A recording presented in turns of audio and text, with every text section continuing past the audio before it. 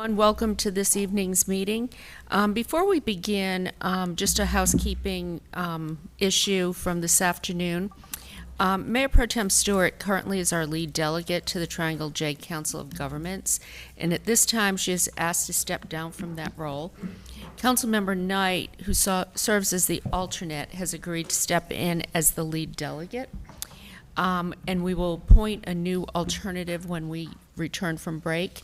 If anyone is interested in serving as that alternate, please let me know. Okay? All right. We will begin tonight with public comment. We have, I believe, 30 people signed up this evening. 1 minute per person will be allotted. You have the rules of decorum up there for your review. And we will start with Chris Pugh.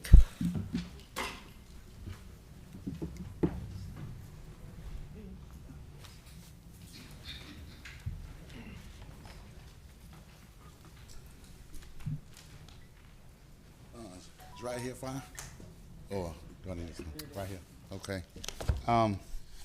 Hi, my name is Chris, and I am one of the builders, the remaining builder for the East College Park, Martin, Haywood subdivisions, affordable homes. I've been doing that since 2018. I've built about 23 houses total, 16 current and already sold, and 7 remaining. And the reason I come here tonight is the last 2 houses I closed on was 310 Carver Street and 1508 Pender Street. And due to the raise in building materials, the cost to build, I actually had to come out of my pocket to close these houses. And I have some handouts I'd like to give you guys. I know you probably won't have time to go through them. Yep. So I am going to ask actually Larry Jarvis to respond, but please hand out the materials if you would, if you could give them right there, and we will review those. Yeah, I'll send them down. All right.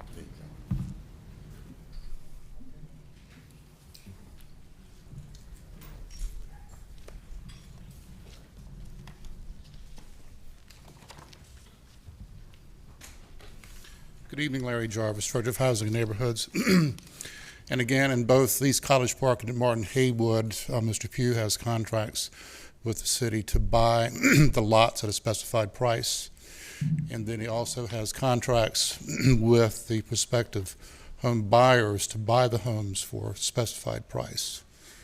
So there's no mechanism here for the city to provide any retroactive relief.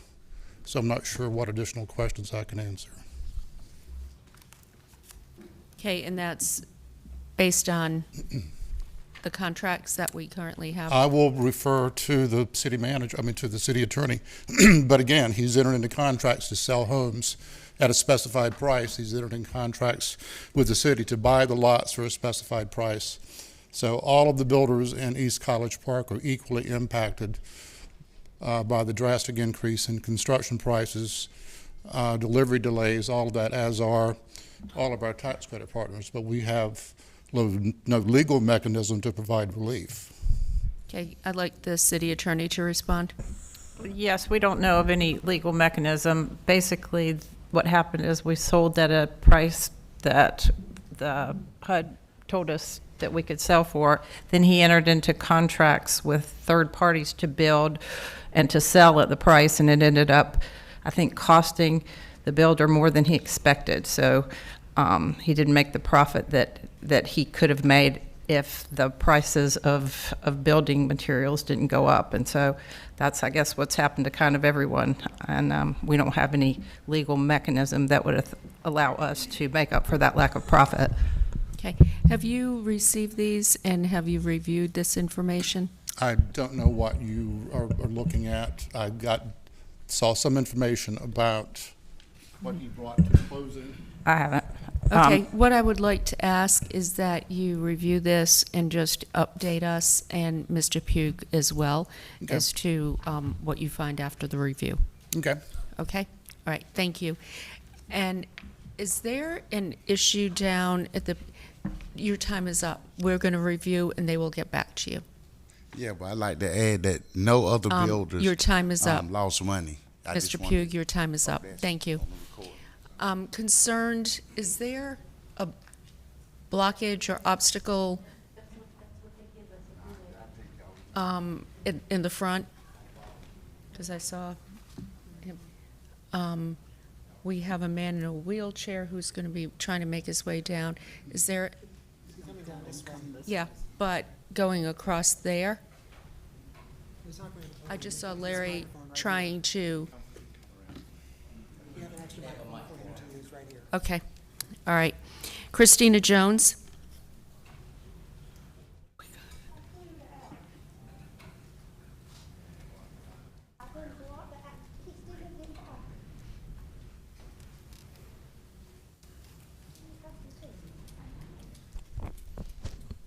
$8,005 Finland Drive. Across the nation, we are fighting to maintain our basic rights while watching this body remove our ability to share our thoughts. You started by eliminating residents' voices with the dismantling of CACs, you gaslit us by promising something new and amazing, and you continue to hide behind staff to create a replacement while doing absolutely nothing to address the void that you created for the last 2 years. And now you send a tweet promoting 2 individual CACs. You are not allowed to uplift Mordecai and Southwest CAC while not advancing Southeast, Central, and East CAC leadership. You may get to pick and choose which areas of town to promote, but we will continue to encourage all volunteers with CACs to engage with all residents. You can say things like, happy to discuss with you, but as we are standing here, don't forget that it was your decision to continually ignore the conversation. Keep CACs out of your mouth until you hold yourself accountable for the destruction of free speech in Raleigh. Thank you.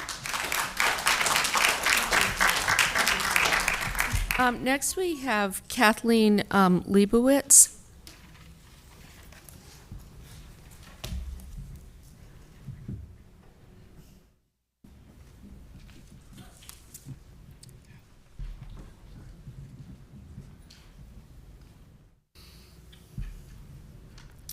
Hi, I'm Kathleen Leibowitz. My address is 1612 Oberlin Road, Apartment 2. I have been a Raleigh resident for 25 years, and I am the Raleigh Community Director for the nonprofit Toward Zero Waste North Carolina. As a part of my role at Toward Zero Waste, I have met many Raleigh residents that are concerned about plastic pollution. As you may already know, we have a global plastic pollution problem that has reached a crisis level. The solution we've been taught of recycling is not working. Less than 6% of all plastic ever produced has actually been recycled. According to the Wake County Waste Study completed in 2019, almost 6 tons of single-use plastics ended up in the South Wake landfill. Plastics not being recycled or going into the landfill end up in our environment permanently. According to the Wake County 2020 litter report, the majority of litter found in Wake County is made of plastic. These plastics end up in our waterways. Thank you. And then Katie is speaking at the same time. By the way, we are going to refer this to Megan Anderson, who's our 40 Under 40 award winner recently, but also head of sustainability, and we're going to have her work with you on this. But Katie, please come up. Thank you. Hello, my name is Katie Craig. I'm the state director with NCPIRG, a statewide public interest group, and a lifelong Raleigh resident, currently living at 5714 Finsbury Court. After hearing Kathleen, you may be asking yourself, so what do we do about this problem? And really the solution is quite simple. We simply need to use less plastic, and specifically in the packet we've handed out, we've outlined 2 key policies that would help move Raleigh closer to that. A first immediate step that we'd love to see Raleigh take is to pass an ordinance requiring the phase out of unnecessary single-use plastics in city purchasing and procurement by 2024. As well as long-term, we'd love to see Raleigh consider citywide actions like plastic bag fees, similar to the ones Durham and Asheville are currently considering. As our state's capital, Raleigh has an opportunity to really be a leader in taking action on this issue. And with a dump truck worth of plastic ending up in our ocean every minute that we wait to act, urgent action is the only option on this issue. So for my generation, for future generations, and for a cleaner, healthier Raleigh, I really urge you all to act. Thank you. Right.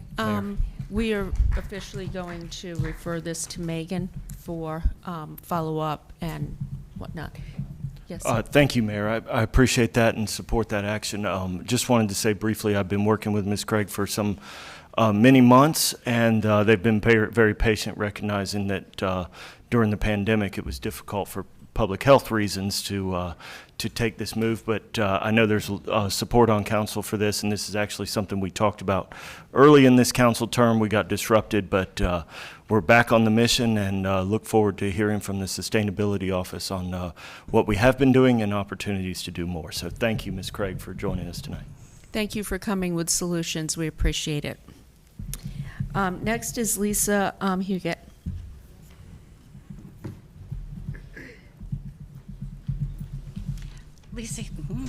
Lisa Hewitt, 712 Hinsdale Street. Every weekend, the police are called to our neighborhood between 3 and 5 a.m. because of problems with Glenwood South and mostly hookah bar patrons.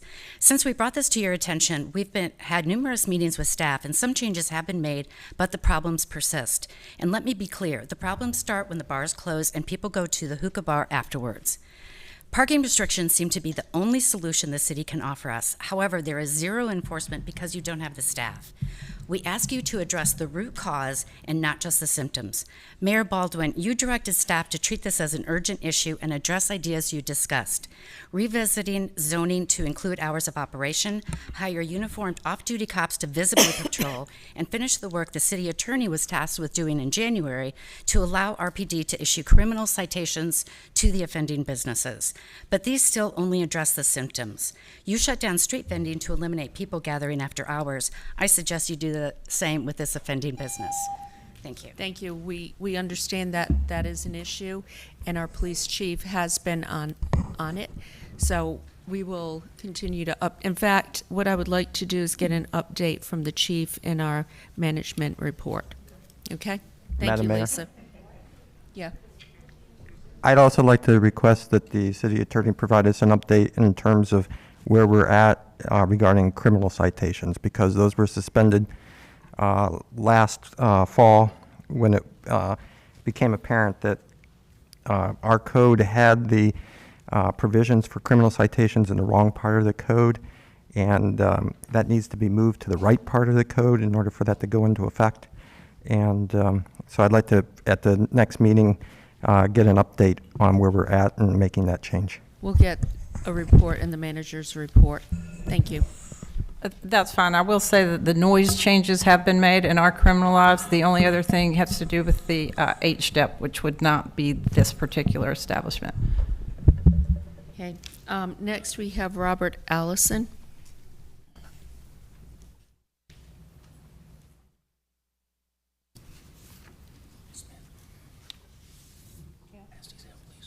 Gail. This is for the mayor. This is for everybody. I don't have enough, though.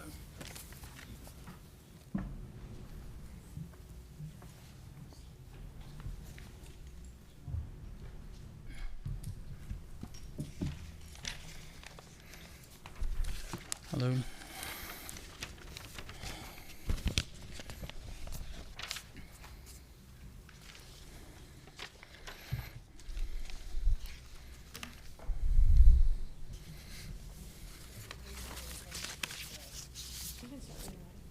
Okay. Hello, my name is Robert Allison. 2 years ago, you guys made a ruling to rezone 5601 Preston Place. I noticed you guys went through IMAPs, but all the information wasn't in there, and also when they rezoned it, they didn't give you all the information. This comes from your planning and development. Everything I told you is true. The house is being set on top of a main water line, going through a 100-year flood zone, also is touching wetlands. And as a community, we're asking you to put it back to a nature preserve. I'm not the best speaker in the world, but there's also concerns about safety because there's only one way in and one way out of our community. That would block our roads, and also it would also greatly mess with the flood waters we have in the lots, which you can see in the pictures. We do have flooding there quite often, and also with the report in there because I don't have enough time. explaining more things that is really valuable about the decision. We're asking you to please put it back to Nature Preserve. Yes, we are actually going to, staff is looking at this, and can we have follow-up with Mr. Allison, please? Okay, staff will follow up with you. All right, thank you. Okay, thank you. Tim Niles?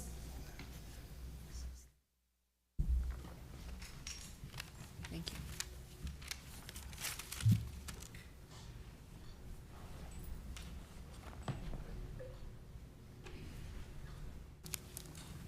you. I'll wait for you. Are you ready? I'm getting a Kleenex, if you don't Okay, I'll mind. wait for you to Thank blow your you. nose. Thanks. 11509 Midlavian Drive. 6 months ago, Councilor Melton said, quote, "The city spent hundreds of thousands of dollars on a small area plan. They had a lot of participation from residents and business owners. It was only approved 3 years ago. I cannot support a rezoning that is opposite the small area plan. It creates an expectation in what would be built there, and I don't believe it's good governance to approve something so outside the plan. My frustration is I'm not sure why the plan was allowed," end quote. You have the opportunity to uphold another small area plan, the Midtown plan. This time you won't be frustrated not knowing why the plan was allowed. You voted for it 18 months ago. You created the expectation this time. I assume you voted for the plan because you agree with it, not as a cynical ploy to hoodwink the people. Will you vote for good governance again or violate your own principles in the service of John Kane? Thank you. Martha Brock? Is Martha here this evening?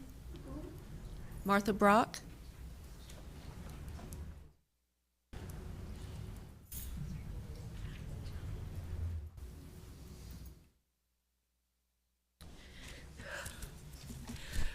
Good evening. My name is Martha Brock. I live at 4713 Old Plank Road in Raleigh, and I've moved from one district to another without even moving my apartment number. When I signed up to speak almost 2 weeks ago, I gave a reason as being that I wanted to address the problem of scapegoating of gun violence. That was before the shooting in Illinois on July 4th weekend. The president, the Congress, everybody would like to say we need to screen. Well, how do we choose what we screen for? That's going to be left to local government, right? And the profile that people would like to use is crazies. I just want to say one quick Martha, thing. your time is up, please. Well, If doing there's- nothing is a decision. And we had that discussion at our earlier meeting today, and we agree. Good, thank So, you. Thank you. Haley Kinsler?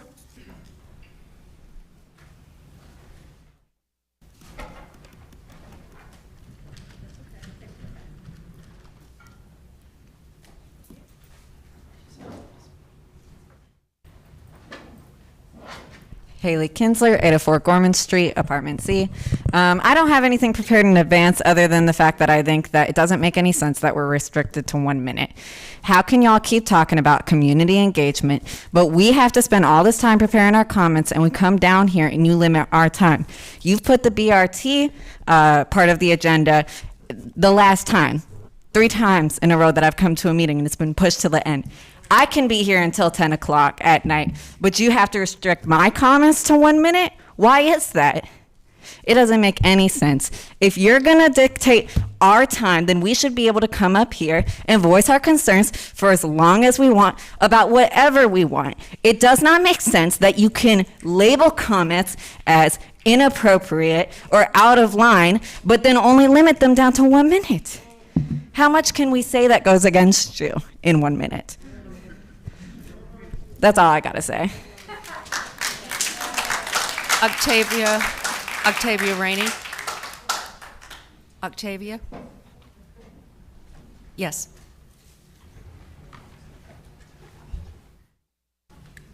That's the wrong slide. It's the Redevelopment Commission. My name is Octavia Rainey. I live at 1516 East Lane Street. Tonight, I'm gonna stick to this 1 minute. The slide you see up front is the Redevelopment Commission. It was formed in 1953, but it was talked about in 1945. And the purpose of that was to destroy the black community, get rid of the black community. Next slide. The next slide you would see is the Redevelopment Commission having a meeting at the Memorial Auditorium in the 1960s. And they were talking about getting rid of Smoking Hollow. They had declared it a slum. Next slide. Next one. Next one. Well, anyway, one of my slides was the fire department and the city council had a big argument over burning the houses in Smoky Hollow. They burned them while the people was there. That's how much they thought of black people. That's how much they thought. It was a shame. Yep. And when you look at it, it's still a shame. Yes, Octavia, your time is up. Of course. Thank you. Next we have Kristen Havlick. Next we have Kristen Havlick.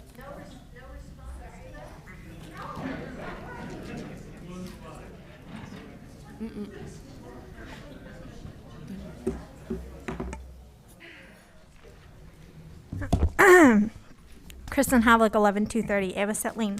A month ago, I appeared before you along with other abortion advocates in Raleigh, asking you to be a leader in a post-Roe era, and now Roe is gone. While we appreciated that some consideration was taken into our demands, the city attorney's response was lackluster and continues to show that this council is hesitant to use their place of power to protect their constituents. Due to the city response, we have now changed our demands. We demand that you create and enforce a buffer zone around reproductive care clinics and create a city ordinance requiring crisis pregnancy centers to identify themselves and disclose in writing that they do not have a licensed medical professional on site. We have some additional demands that we'll include in the future.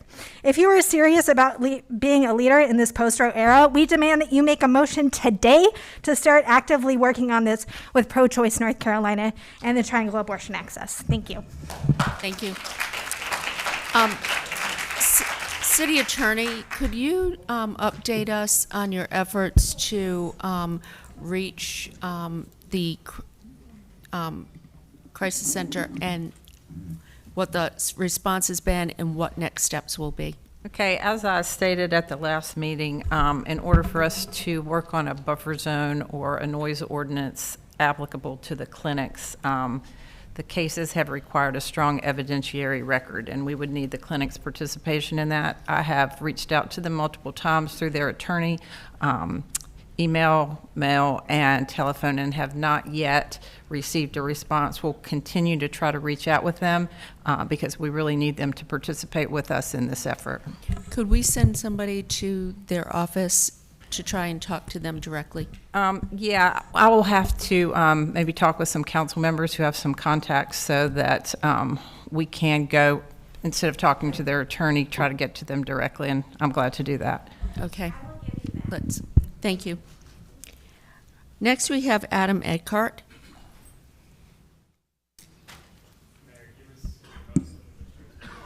He's not coming, okay. Jeremy Gilchrist.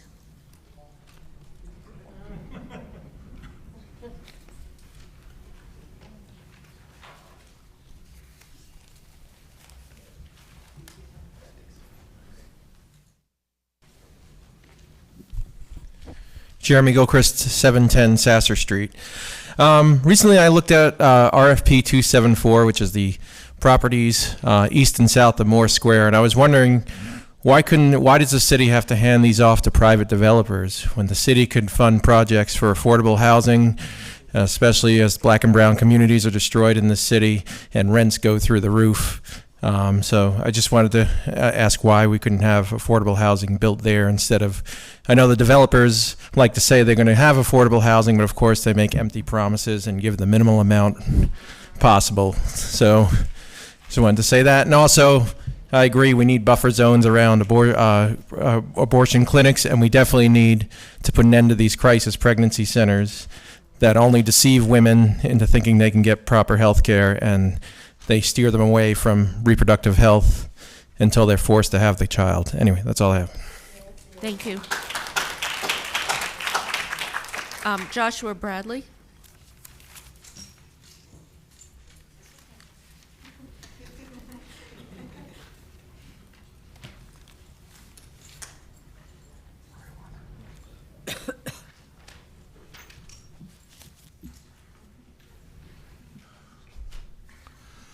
Joshua Bradley, 1324 Spring Lawn Court. This might seem redundant, but I've written it. Roe has been overturned. It's now time to act. The city should immediately create buffer zones around all reproductive health clinics in the city. This was done by Charlotte some time ago, and there's no excuse for Raleigh finally not to follow suit. We must do all we can to protect the rights of women and the LGBTQIA+ community. As this wave of wave of fascism is crashing down on our nation, folks should have access to reproductive health without threats and intimidation on their way to treatment. The city can do this. The city must do this. Also, I would implore that all candidates in the upcoming election return all campaign funds donated by anyone who supported the people who are responsible for the changes of the Supreme Court that led to this atrocious attack on bodily autonomy and the rights of women in the LGBTQIA community. Any elected official who fails to do this is not only complicit in these attacks, but they are an active instigator of them. Any candidate that represents the people should be willing to prioritize bodily autonomy, access to health care, and the right to choose. Joshua, thank you. Cole McMullen.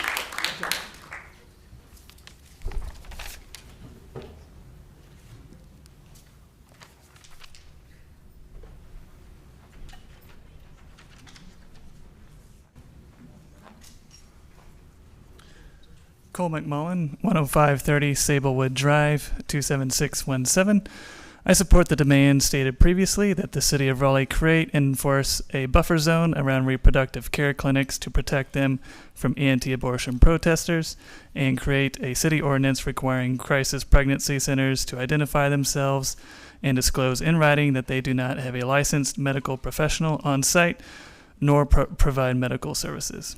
If you are so serious about being a leader in the post-Roe area, we demand that you make a motion today to start actively working on this pro-choice and with pro-choice NC, and to discuss it in future public meetings. Separately, I would like to address remarks by Councilor Knight at the June 13th work session regarding Refund Raleigh.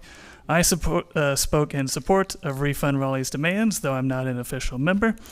I have never made a comment that was a personal attack on a public safety officer or any other city staff, and I think those comments by Councilor Knight were inappropriate. Your time is up. Thank you. David Ulmer.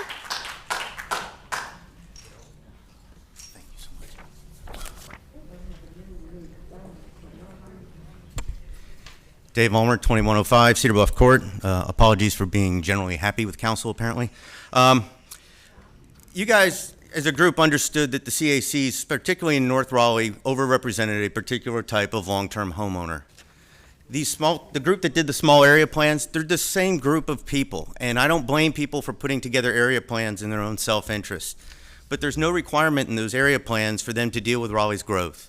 Over the next 20 years, we're going to add 150,000 to 200,000 more people.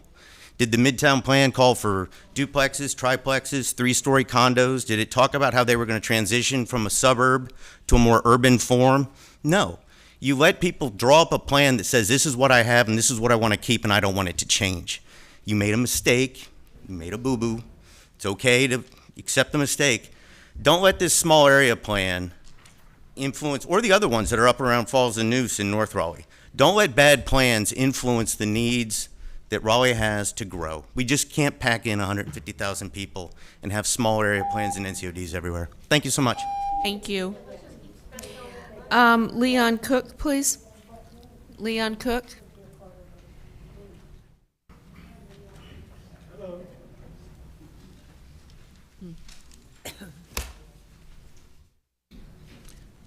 Leon Cook, 1500 Whittington Drive. Surveys are usually devised to help gather information to make informed decisions. However, they can also be used to provide an appearance of public engagement to presumably satisfy the need for inclusivity. Surveys, like statistics, can be interpreted however you want. Take for instance, the survey in public meetings to obtain input on redistricting based on limited responses. The public wanted option A.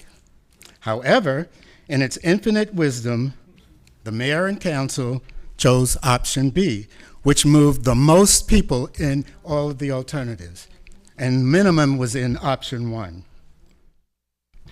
this impacted many thousands more residents and neutralized potential council candidates while favoring the chosen few in office.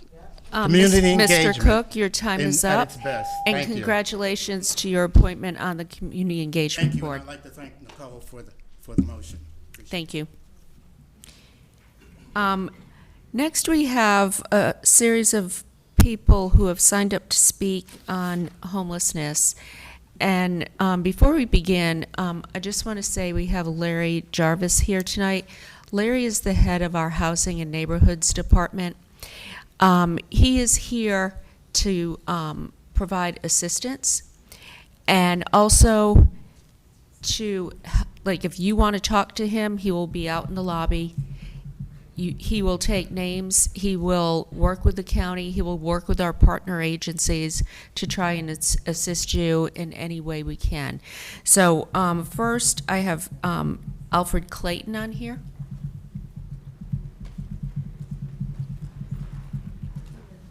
Is Alfred Clayton here? Okay, we'll come back to that. Eldridge Stewart. Mr. Stewart.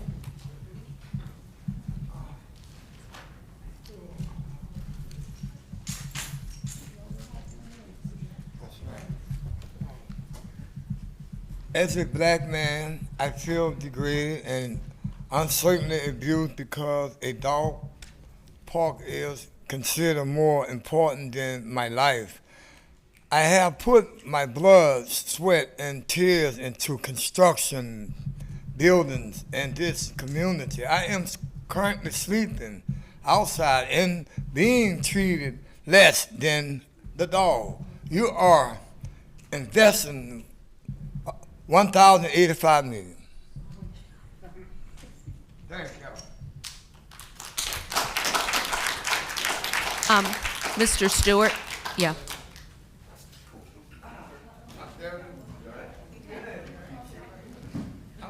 Mr. Stewart, if you would like to speak, Mr. Stewart, Mr. Jarvis is going to be in the lobby. If you would like to go speak to him and get some assistance. Okay, so you don't want any assistance with housing? We will help find housing. Okay. Elder Mark? Is Elder Mark here? Okay. Okay, Mr. Mac. Oh. Okay.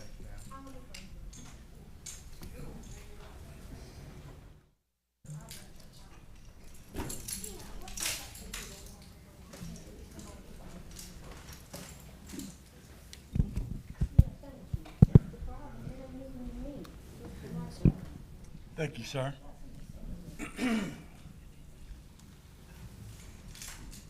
Ladies and gentlemen, my name is Elder Mack. I live here in Raleigh, North Carolina. I'm here to speak about the money that's going to the dog parks. I think we need to build housing for the homeless.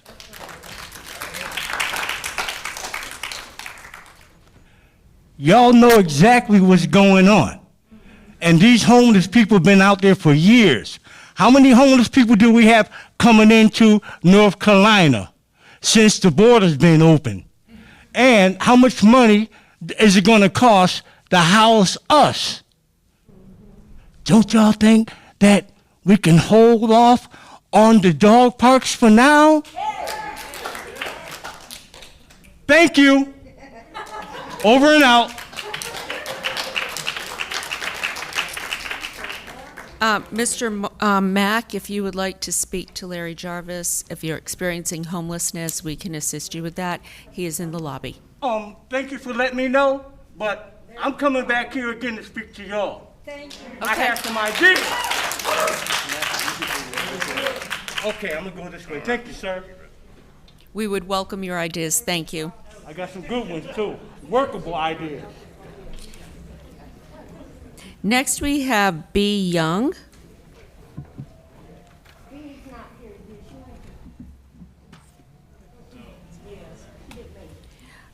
Junior Jensen.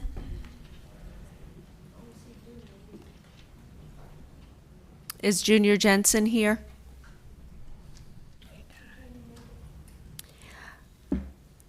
Cheryl Matheson.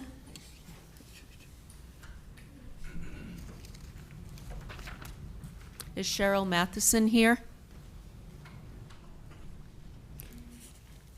Mark Ogden? Is Mark here? Okay. Eugene Dustin?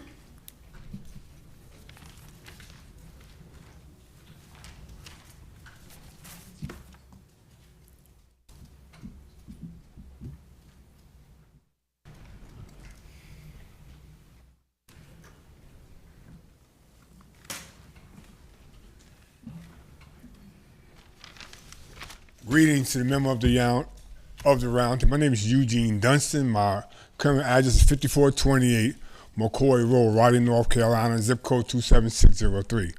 I am now living in an extended stay for Glenwood Avenue, room 185. Based upon the house I'm living in, unconditional, I slept on Business Church steps right across the street from Moore Square Park before the park even was rebuilt to the way it looks now. It's one thing to have housing. The most valuable thing is to have fair housing and housing that is livable within. Okay, we should be able to cook, clean, wash, iron, breathe the air that we live in. We should, during the winter time, we said the unit should be, it's based upon the general statutes of the state of North Carolina. He must be a certified well worker, a licensed plumber, licensed electrician to even touch the well or the unit.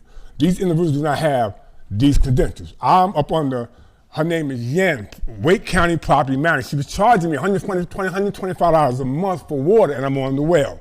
Evan Kane came and tested where I came and drank the water. Thank you. Thank you. Your time is up. Thank you. Fair housing. Thank you. Stephanie Martinez. Is Stephanie Martinez here? Okay.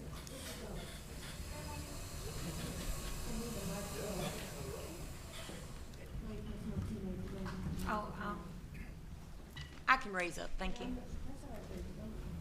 No, I want them to see me. I do.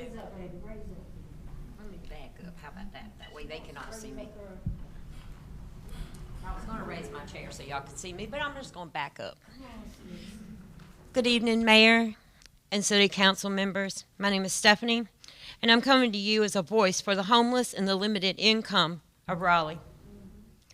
These individuals that I'm speaking for live in the Moore Square area, and the word live I use loosely because it's no life not to have a roof over your head.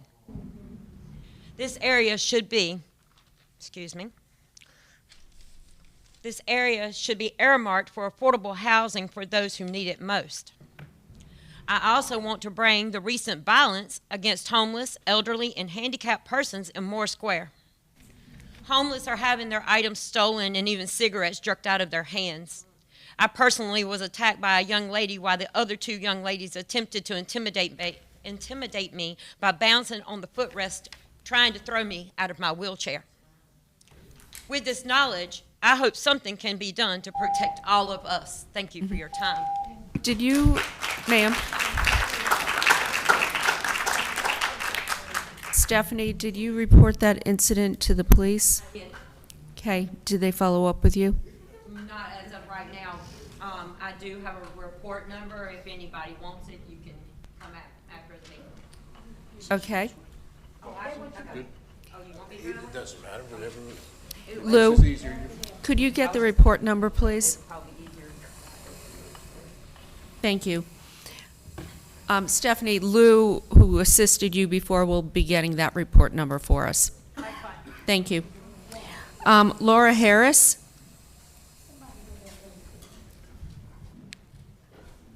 Is Laura Harris here?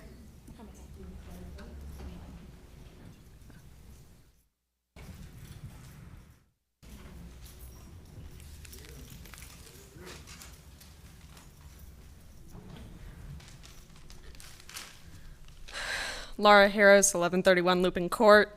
The city has slated 2 areas next to Moore Square for private redevelopment.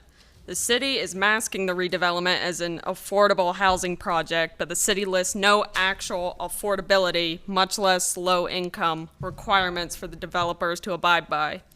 The city wants to redevelop underutilized areas, y'all's words. This means that these areas are used by people that the city doesn't care about.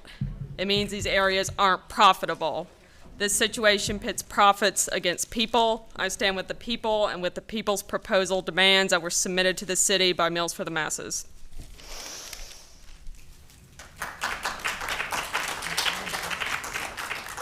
Wanda Gilbert Coker.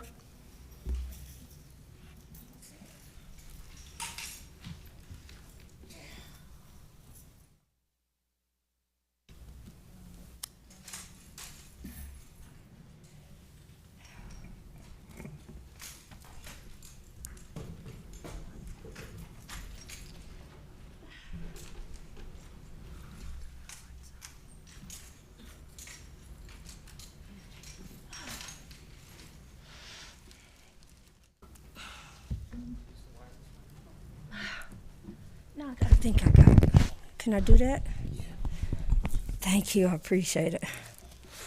We're back once again with a city councilman making a racist statement, which was David Knight last month, and did not even abide by the rules of decorum that you all must follow, but yet, you know, these harsh rules are set upon us, which we supposed to have the right to free speech.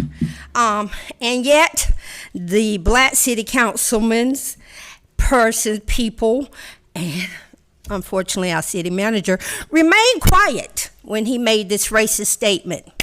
And I'm just here to say, because they won't say it, and others have alluded to, like we, said to David Knight, but, if I'll say it to you, David, like we had to say to Patrick Buffkin earlier, David Knight, keep refund Raleigh out your effing mouth. Bonja.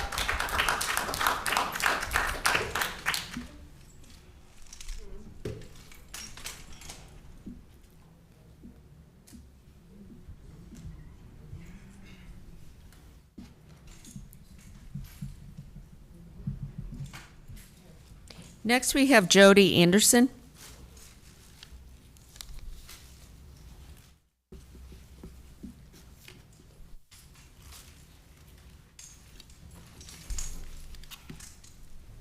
Jody Anderson.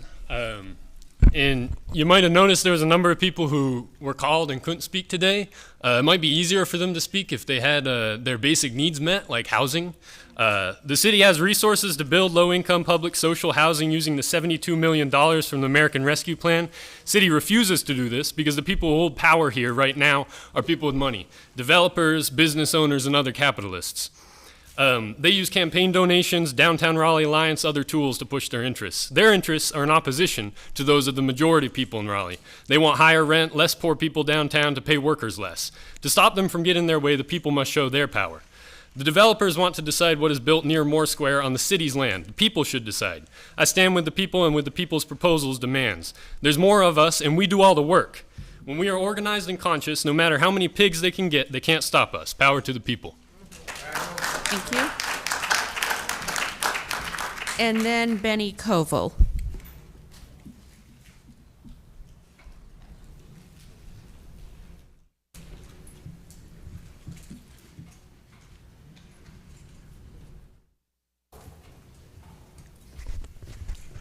City Council. You call yourselves public servants, but you serve no one but the bosses, the developers, and the other capitalists who exploit the labor and the land of Raleigh for their own profit. Meals for the Masses has served the public at Moore Square for years because y'all refused to, and we serve for free food, clothes, hygiene essentials, and beyond that, we ask the people what they want and what they need. Something y'all should be doing. But we hear horrifying stories from poor and homeless people, especially those facing oppressions like racism and homophobia, about how they're struggling to survive in Raleigh.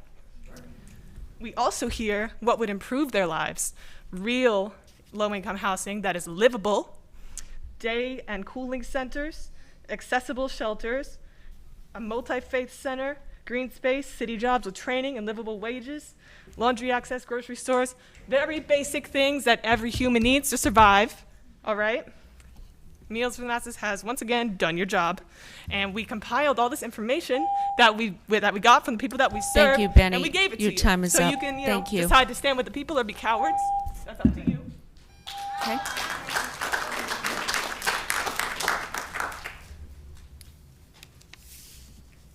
Okay, now we go to matters scheduled for public hearing.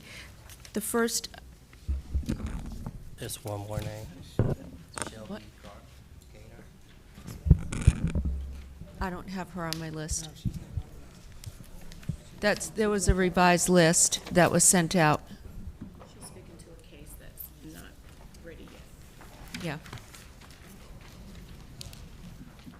Okay, now the Parks Bond. This is our public hearing this evening. Yes, good evening, Mayor and Council. Allison Bradshaw here with the Finance Department. I hope you are well. On the screen here are the steps for tonight, which includes a public hearing and a vote, which is your final vote that is required for the Parks Bond to be placed on the November 8th, 2022 ballot. Prior to opening the public hearing, I'm glad to answer any questions that you may have. And also in council chambers is John Mize, a partner at Womble, and is the city's outside legal counsel. Okay, are there any questions? Okay, well, we will start the public hearing. No one has signed up to speak in support. We have 10 people who have signed up in opposition. There's 8 minutes per side. I'm going to call the 10 people who have signed up. If you would like to come and line up here, then you can come speak. We'll start with Haley Kinsley, then Lisa Huguet, Kristen Havlick, Hua Huang, Christina Jones, Joshua Bradley, Cole McMullen, Stephanie Martinez, Eugene Dunstan, and Wanda Gilbert-Coker. And remember, 8 minutes per side. We start with Haley Kinsley. Haley is out assisting somebody. Okay. Lisa, if you'll start. Hi. Lisa, if you'll start. Hi, Lisa Hewitt. Raleigh has great parks and a beautiful greenway, but it also has a severe housing shortage. A shortfall of 61,000 affordable units as of January 2020. I oppose this bond because it is extremely out of proportion to our needs in housing. With this bond, Raleigh will have spent $500 million in 10 years. By contrast, it has only spent $150 million in 32 years. People need help staying in their homes. They need help with property tax increases. They need help with home repairs to not run afoul of code violations. Our homeless population needs help transitioning to more stable housing. Unless this bond includes building transitional housing and rental units on Parks property, please reassess your priorities and at a minimum, reduce the size of this nice-to-have Parks bond and invest more in affordable housing. Thank you. Next, we have Kristen Havlick. Stephanie is going to speak for me. All right, Hua Huang. You called my name and I was trying to find a handicap accessible Yeah, bathroom. you're later, but you're here, so That's okay.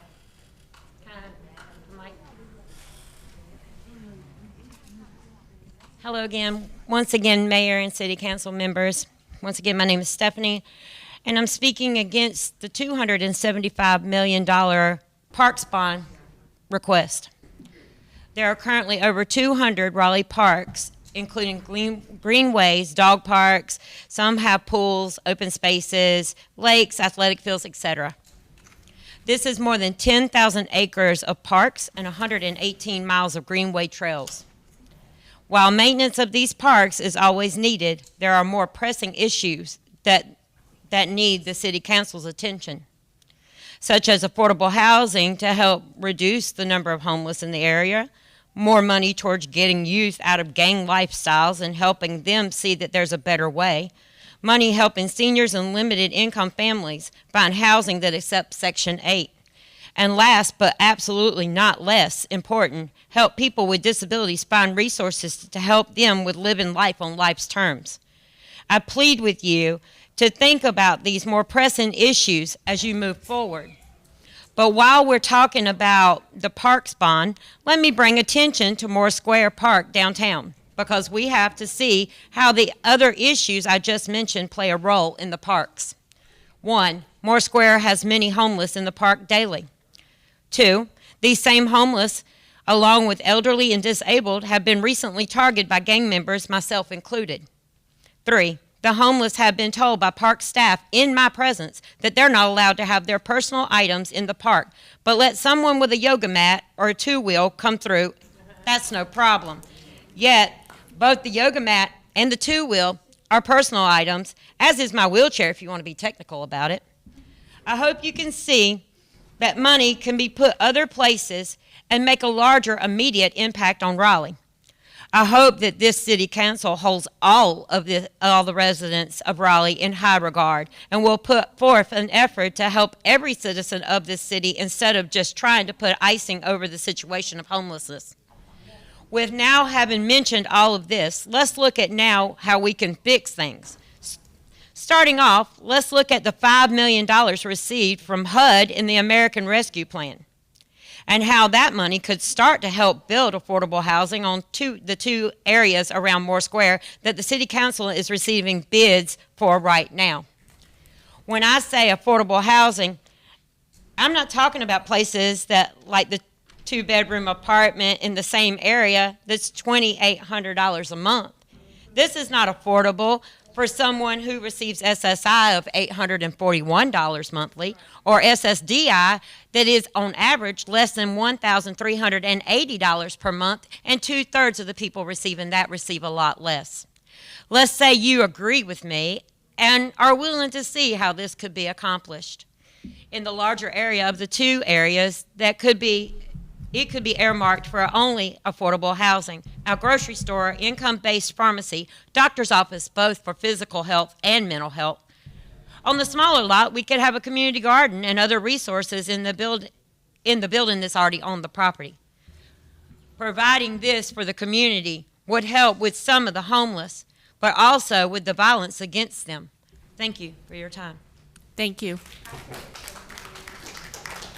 I just want to quickly say there's these little websites that different people are on, and just I'm not going to give the name of it because I'm not going to plug them. But gentrifiers are on it, and it's not next door. It's more secret. Excuse me. Next, Wanda, we have Hua Huang next speaking. Yes, it's a public hearing. I'm calling everybody in the order of which they signed up. There's 3 minutes and 29 seconds left. Hua Huang is next. Fine. And then, so Hua, are you giving up your time? I'm giving up my time to Wanda. Yes. Okay, thank you.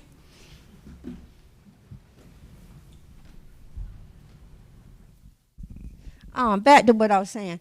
And so one of the gentrifiers on there was saying, you know, they made a comment, why don't the city of Raleigh hurry up and do something about these vagrants and people sleeping in the park and stuff so our families can go and have fun? Well, you know what? This is one time I agree with the gentrifiers. Why don't y'all do something about people sleeping in having to sleep on the park and sleep down on the ground and sleep in the gentrifiers' way so the gentrifiers can go have fun in the park? Because guess what? They don't want to sleep out there in rain, sleet, snow. So one for the gentrifiers and one for me. We agree. I need more gentrifiers who feel the same way, that they shouldn't be out there sleeping in the park. Come here and tell them, since they voted for y'all, many of us didn't, but come in here and tell them, since you voted for them, that they shouldn't be out there sleeping. Next, we have Christina Jones. There's 2.5 minutes left, so please be mindful there are others waiting to speak. There are a lot of things that I'd like to say, but there are a lot of more important voices behind me. So I do just want to tell you that we should do people over parks. People over parks, please. Okay. Josh Bradley.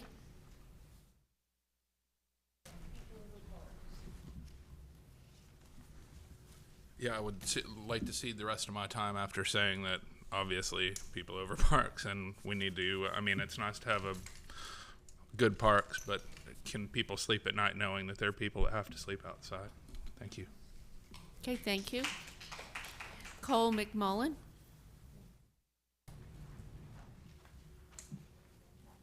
I'd also like to support past comments that more money should be put towards affordable housing, and that doing a bond for this parks would be a poor use of funds and a poor use of taxes on the public.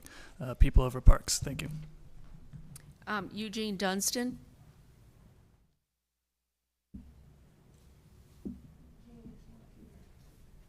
Is Mr. Dunstan still here? Okay, Haley Kinsler. I don't know how many times that I've come here and already seen gifts and funding that have gone to the parks that currently exist in Raleigh, while knowing that housing needs are still not being addressed. I don't know how many people have to come here to get y'all to prioritize housing. And some of you have even said during your comments in your meetings and in other candidate forums that you have a housing first policy, and it is time for you to show that.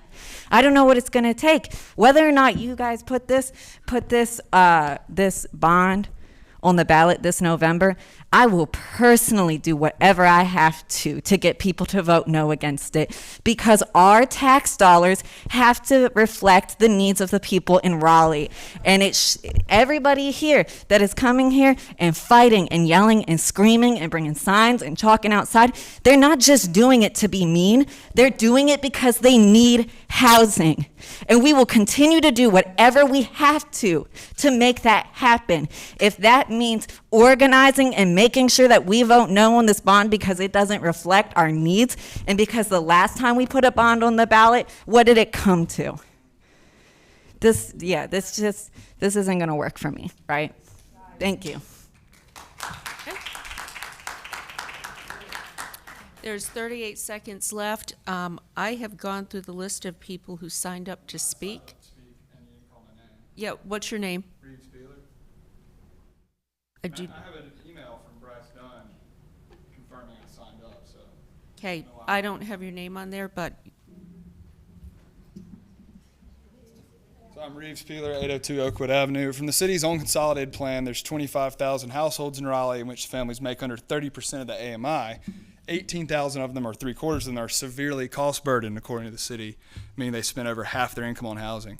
Now's the worst possible time imaginable for a $275 million parks bond.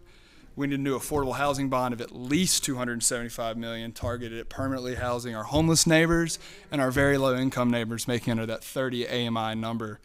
Raleigh also recently got a gift of $10 million to go towards Dix Park. So the uber rich are willing to spend their money on these parks. So why are we taxing people, regular people, who are then getting kicked out of Raleigh to pay for these parks? Could I have your name again, please? Me? Yeah. Reeves, R-E-E-V-E-S. Last name, P-E-E-L-E-R. Okay, thank you. All right, that is the end of our public hearing. I am going to close the hearing.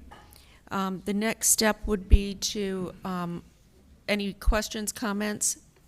Okay, the next step would be to adopt the resolution. Do we have a motion? So moved. Seconded by Mayor Pro Tem Stewart. All in favor? Aye. Anyone opposed? That would be Counselor Fort and Cox. Thank you.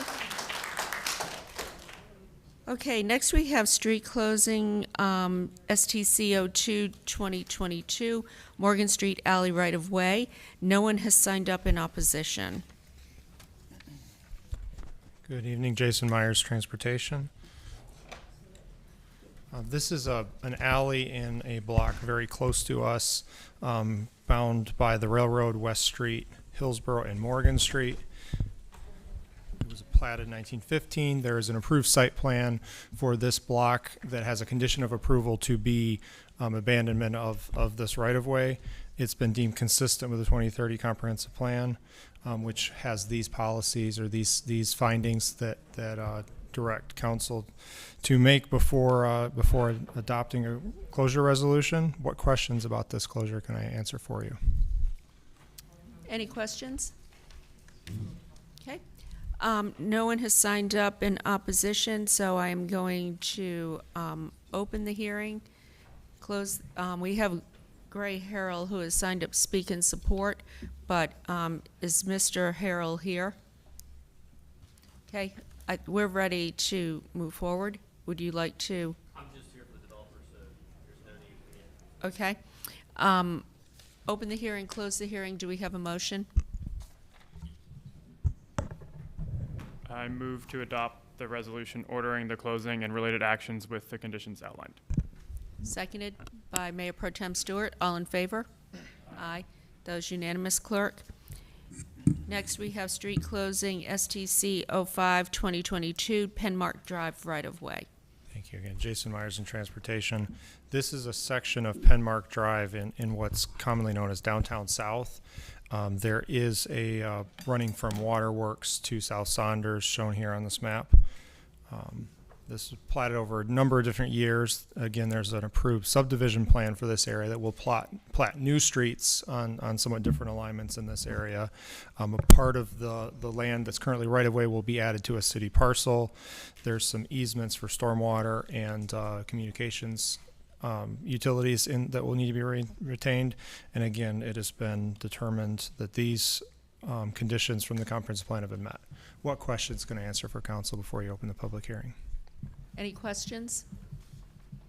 Okay, we have again Mac Paul and Gray Harrell here in support. I think we're ready to open the hearing and close the hearing if they are okay with that.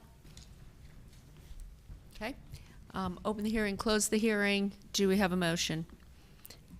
Councilmember Melton. I move to adopt the resolution ordering the closing and related actions with the conditions outlined. Seconded by Mayor Pro Tem Stewart. All in favor? Aye. Anyone opposed? Okay, clerk, that was unanimous. Next, we have rezoning Z6721, the North Hills Assemblage. Good evening, Bynum Walter, Raleigh Planning and Development.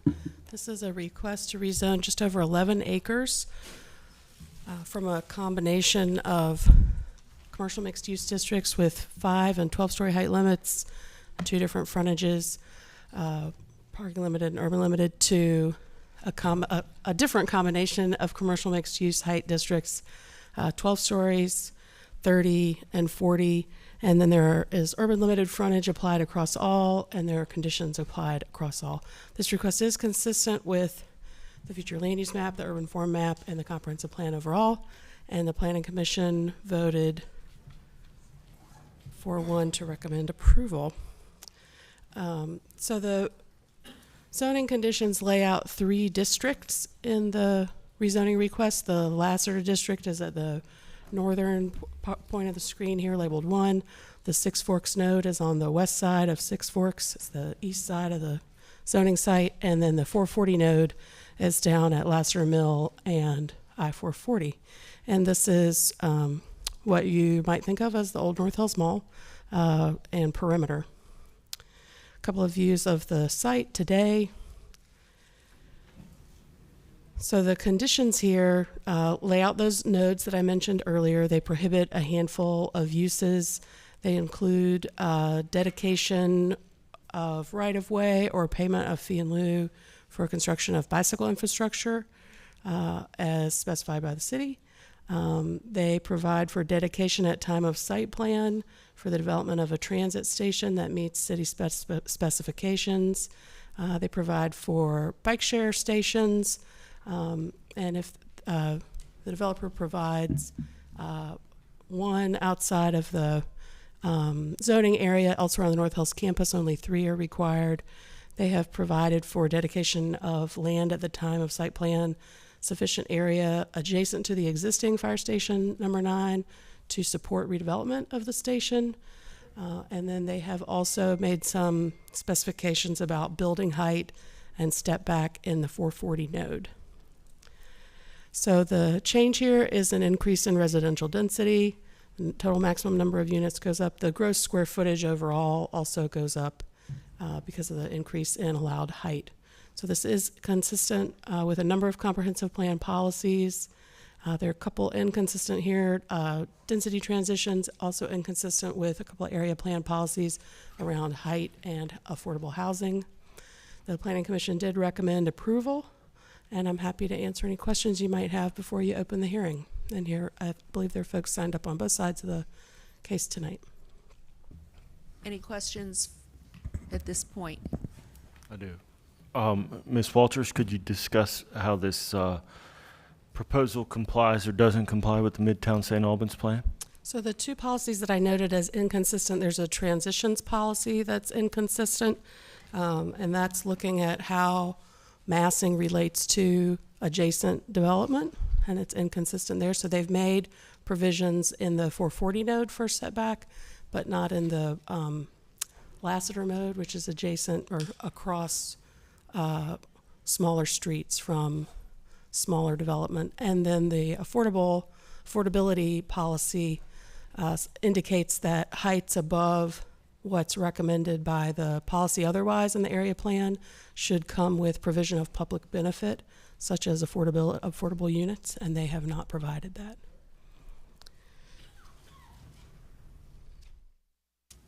Any other questions? Okay. I'll follow up on that. So it may not be the staff's place, but so is it considered consistent or inconsistent, or it just has inconsistent aspects to it of the plan? Well, there are 3 consistent policies with the area plan and 2 inconsistent.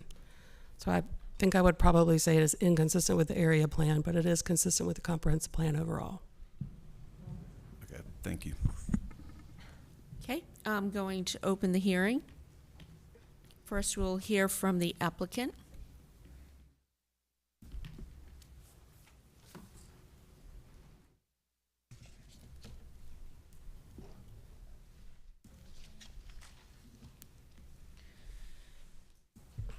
Good evening, Madam Mayor. I'm Jamie Schwadler with Parker Poe at 301 Fayetteville Street, here on behalf of the applicant, and good evening to council. This case will allow for more jobs and housing within the existing footprint of the North Hills development. And it'll requesting additional height to take into account that growth and the needed expansion to accommodate those jobs and housing. But it's offset by significant public benefits. And that's a phrase you're going to hear me say a good deal tonight, because it's the crux of this case.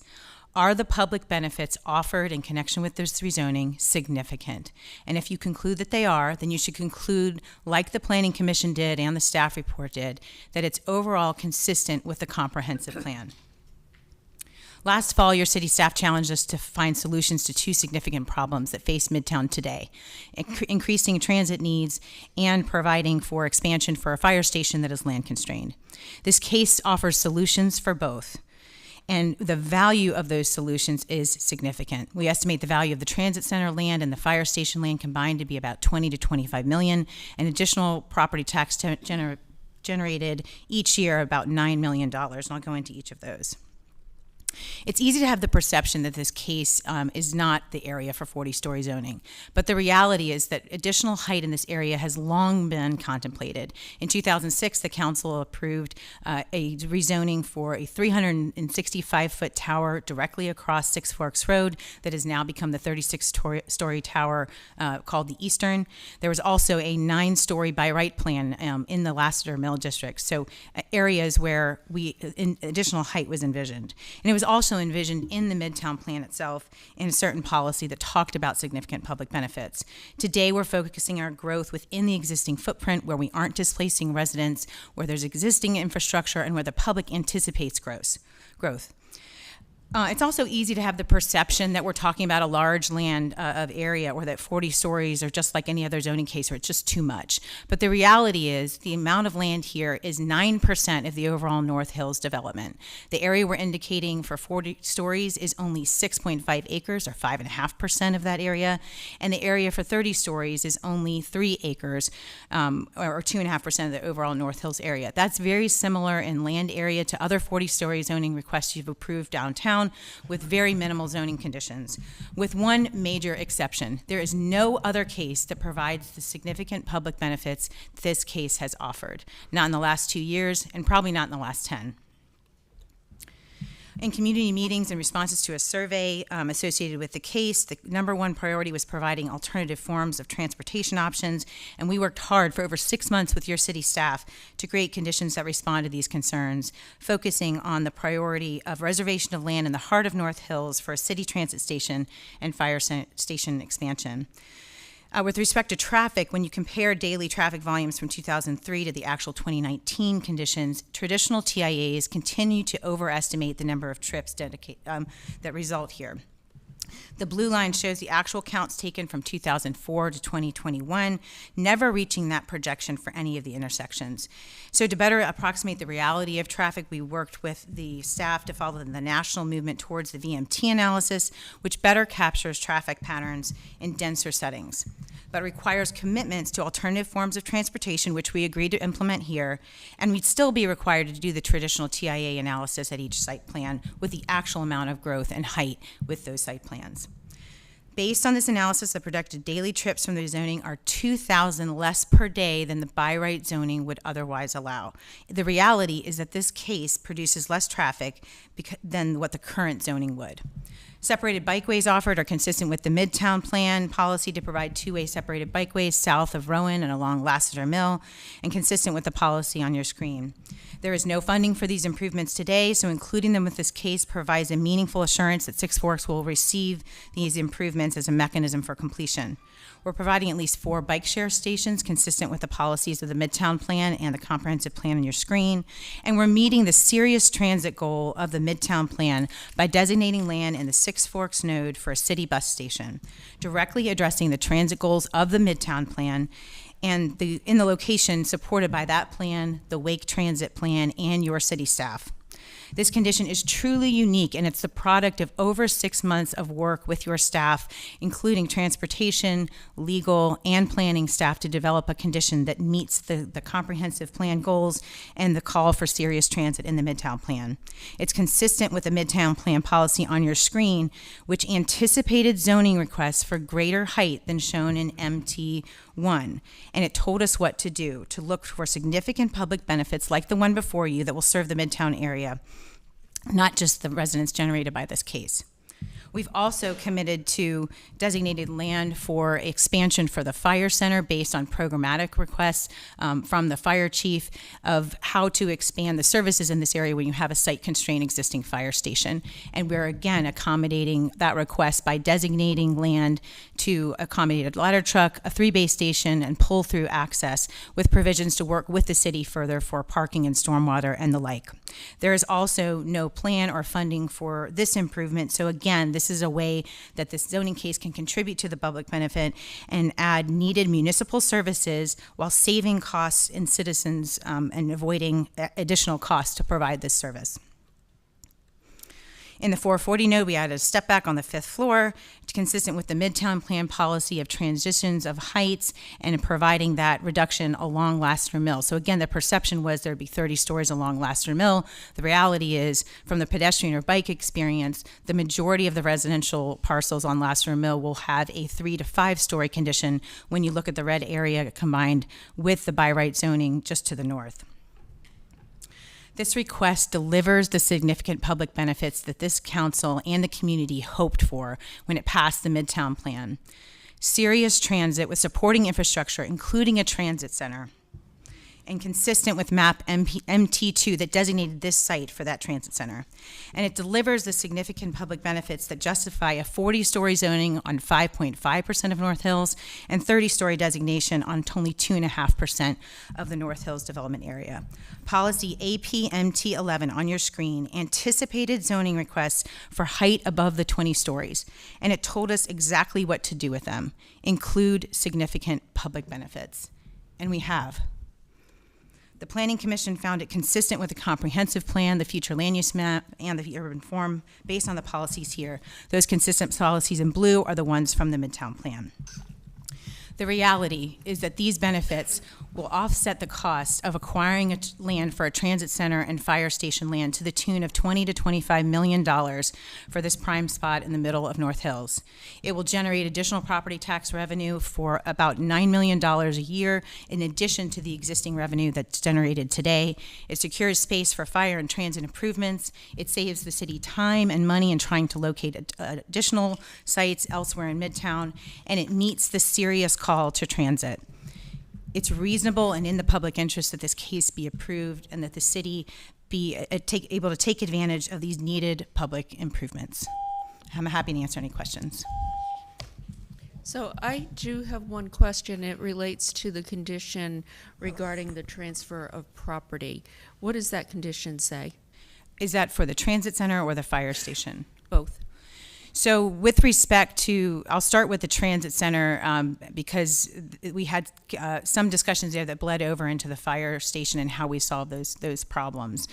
And the way that it will work is that we would be designating or showing the land to be reserved for a public transit center on the Six Forks node at the time that the first site plan for the Six Forks node would be submitted. That assumes, of course, that we're working with the city. The city's telling us exactly how big that transit center is going to be. The Director of Transportation is telling us where the circulation needs to be, and that'll help us inform exactly where it goes within the Six Forks node. All of that will have to happen in coordination with the city for the first site plan that's submitted for the Six Forks node. And then once we go through that entire process of the site plan review, like we have to for every development, the city will at some point presumably approve a site plan that shows a designation of area for the city's transit center. At that point in time, we'll work with the city to designate the land dedicate the land, in whatever form the city determines is necessary for the public transit center. And the reason I say whatever form is necessary is that the city at this point in time doesn't know if it wants the land in fee, if it wants an easement, if it's beginning to become a part of a P3. There's all sorts of legal forms it could take. And the city, in our discussions, expressed a desire for that flexibility because the transit station center hasn't been designed in full. And so what this does is leaves an area for the city reserved so that the city can go through that normal process and through that channel, but have a guarantee at the end of it that they'll have a dedication of whatever legal interest that is. And it's a similar process for the fire station. Okay. So it then becomes dedicated once it goes through design and site plan.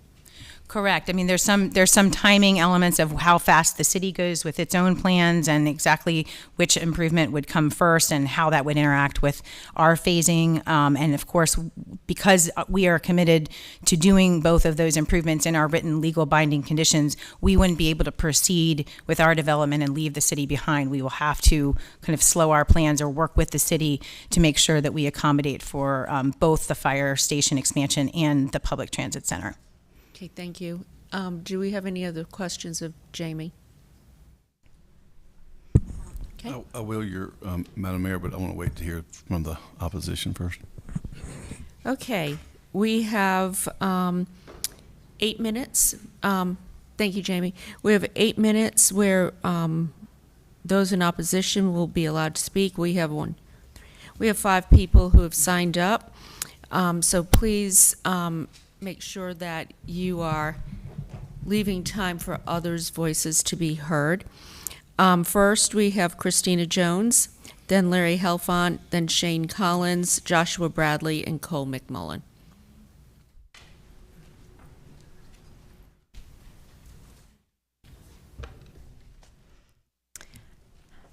Okay. I will start us off. I definitely want to leave room for the voices who have been on the ground having these conversations, these really important conversations. But I've sat down with Julie and with Bonner and with Midtown CAC. I've been on their CAC meeting to have these conversations. And the one that's been missing is you guys. The councilman in charge of that district with where Midtown was invited and then bailed.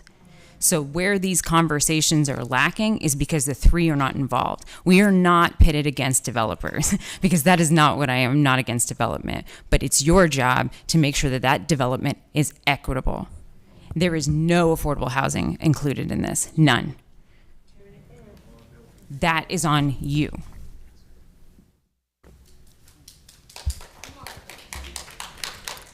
Larry Helfont.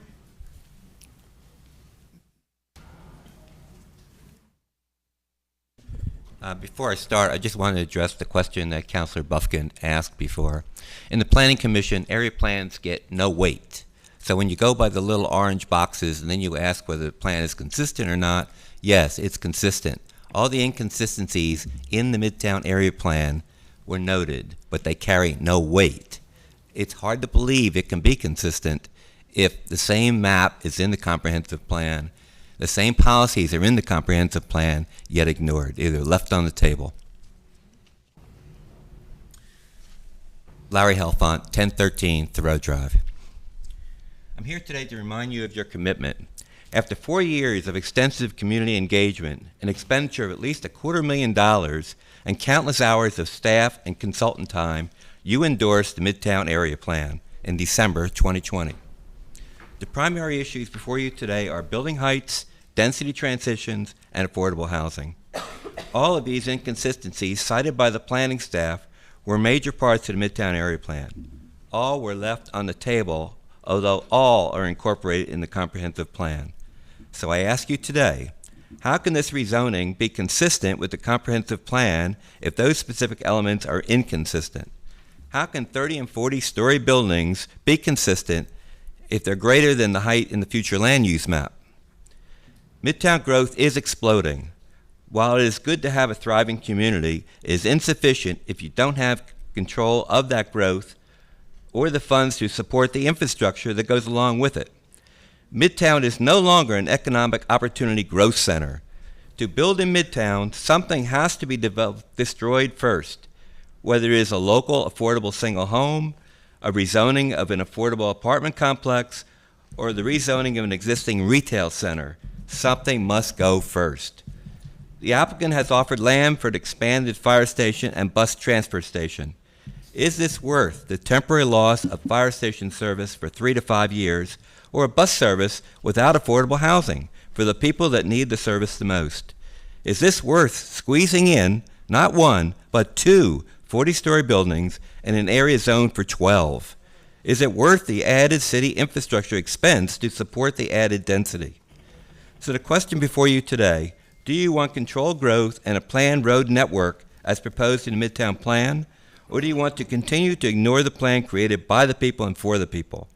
There hasn't been any rezoning that has proposed anything greater than 20 stories since the Midtown Plan was approved. Please don't start now.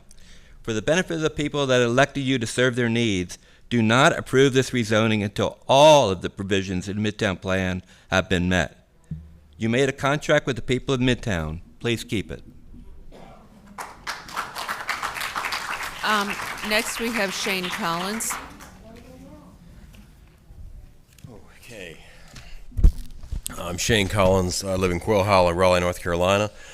Speaking in opposition to Z6721, the rezone of North Hills.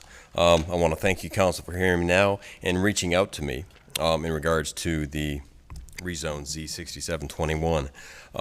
My concerns are many, but I'll limit them here. First, I had this towards the end, but I'm going to put it first because I want to include affordable housing so all people can live and work in Midtown. I also want to include more than 1/10 of an acre for a firehouse to care for our firefighters who need parking and a workable facility. 1/10 of an acre was proposed. That is not enough for three trucks and parking and staff to man a firehouse that's going to support towers along Six Forks. Let's have sustainable growth within the Midtown area plan, not build 40-story towers for the sake of reaching new heights. Let's provide a dedicated transport hub on paper, in the plans, in the middle of North Hills to encourage transit use and reduce traffic congestion. And the public benefit from 40-story towers is minimal, especially with no affordable housing included. Bike paths along busy Six Forks are not in the public benefit. They are unsafe in the current proposal. The bike path on Six Forks goes nowhere. Nothing feeds into it. It will be unsafe to access. There is no plan for a bridge over Six Forks or a tunnel under Six Forks. How are people supposed to get their bikes to this bike path that is a public benefit? Thank you. Next, we have Josh Bradley. Josh Bradley, 1324 Spring Lawn Court. I live up in Spring Garden, which is relatively nearby. The concerns about luxury developments nearby are obviously concerning for me because the value of my house has tripled since, and it's going to go up when the Shelley Lake plan goes up. Thank y'all. Which means that I won't be able to sell it and go anywhere because I can't afford to buy anything, even though that value of my house has tripled. And all my neighbors' rents are going up, and the neighbors that I love and work with are going to be gone.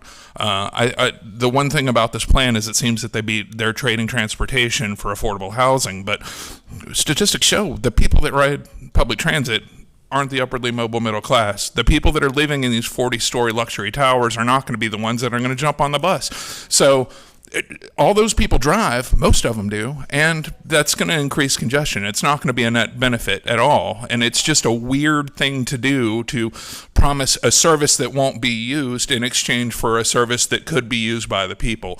And I just think it's something to consider when whether you approve this. The other thing is we need to find out before you approve this whether or not Kane is going to try to get a tax incentive grant to build their stuff and use public money to gentrify our area. Thank you. Next we have Cole McMullen.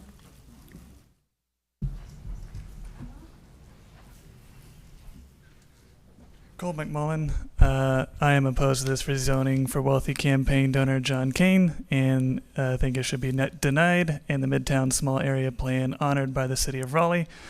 At the very least, affordable housing should be included in this rezoning. Thank you.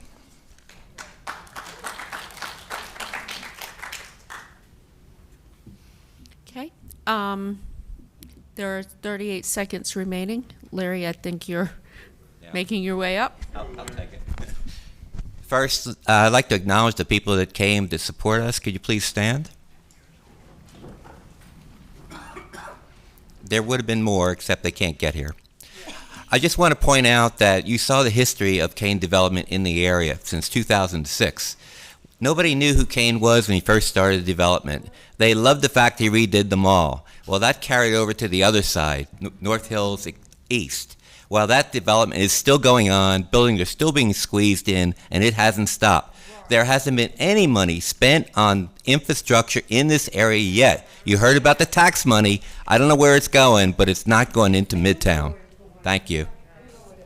Thank you.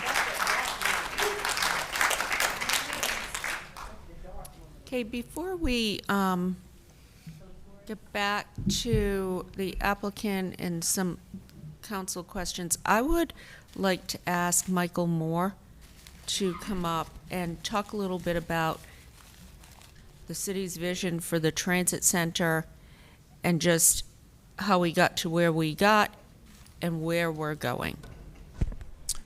Good evening, Mayor, Member of Council. Michael Moore, Assistant City Manager. We went through a very protracted process with the applicant on this. They proposed preservation of a transit center. We have a transit center, albeit a modest one, on the site now. It's two stations, I believe, 2 stops, I believe, uncovered, but central in the development. It's great because it serves folks who want to go shopping. It's great for folks who work there as well. But we also have grander plans for transit in the area. We want to expand transit frequency and service. So we worked with the applicant to say we needed and to provide a little bit of flexibility to provide something that we did more performative and less prescriptive. So we didn't say we needed X number of square feet. We said we needed to be able to accommodate 4 bus bays that would be able to handle certain occupancies and service levels. We needed to make sure that that was covered, that it had seating, and that most importantly, that we had good access back out to Lassiter Mill and to Six Forks. Through the course of the deliberations, they had presented a couple of times a couple of options that frankly did not satisfy that connectivity issue, us being able to loop back into the facility. The flexibility is, I think, important because we do want to work hand in hand with the developer. We think we'll get a better result long term out of this if we're able to do that. And I would say the good news about this is one where if we've got the availability of land reserved, we do have dollars that have come out of the Wake Transit Plan to be able to implement that facility. So there's about $6 million that we'll have in hand by 2024, I believe. So I hope that helps. We'll do a lot at the time we get ready to start that facility. I know there's been some questions about what other kind of amenities will be involved. That'll all come out of our public engagement process and the scoping of that facility. So when we get ready to do that, we'll start to look at how much coverage, what kind of seating, ticket vending machines, are there restrooms or not restrooms? All of that will come out of that engagement and scoping. Okay, thank you. And then the same with our fire chief.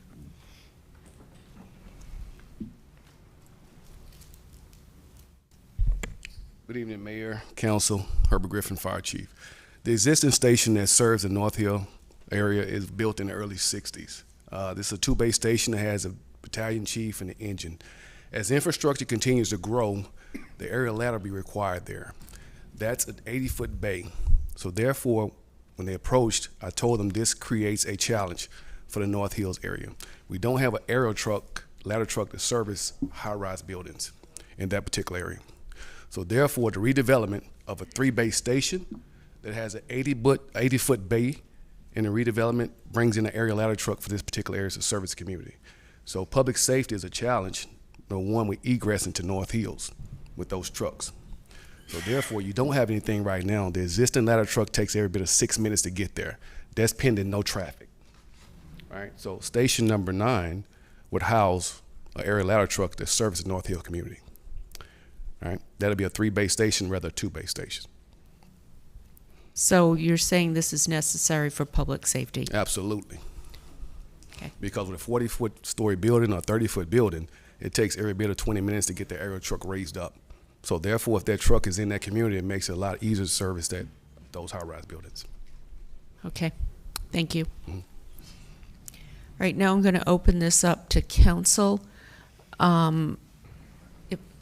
Yes, Larry? I have 14 seconds left. Can I use it? Is it a question or comment? It's a clarification, if you will. Nobody asked about the location of the buildings that are being proposed. One of the difficulties for transportation was because there was a question how the buses would be able to be routed through the North Hills area. One of these buildings, the 40-story building, is going to go right on top of a current bus stop. So until we see site plan, we won't know how the buses are going to route. Thank you. And that's where our staff and their expertise comes in, making sure that it is done right. So I'm going to open this up to council now. Councilmember Buffkin. Thank you, Mayor. As the member of the council that represents this part of the city and as a participant in the Midtown St. Albans plan before I joined council and as a member of this council that was proud to vote for that plan, I've come here tonight to say this case isn't ready to be approved, or at least not to get my support. I need to see excuse me, hold on, Mayor. Hold on now. We don't allow clapping in demonstrations.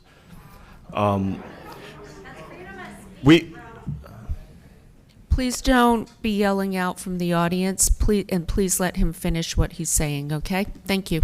So I think we got some work to do on this case, at least to get my support. It needs to be closer to complying with the policies that we put in place with the Midtown St. Albans plan. So there's some work to do on building heights and step downs. The housing affordability is a really key piece and an important part of this case.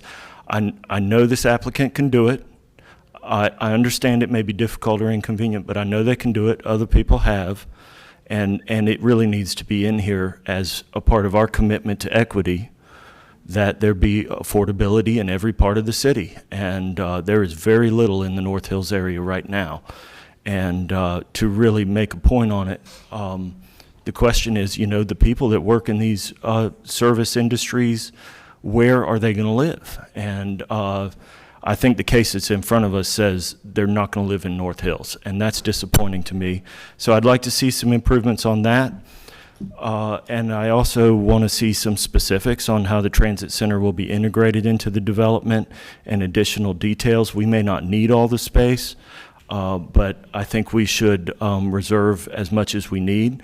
The things that I see missing that are in other transit centers, restrooms, ticketing kiosk, maybe even a space for people to wait for the bus that's heated or air conditioned, place for security, maybe places for bus drivers to take breaks.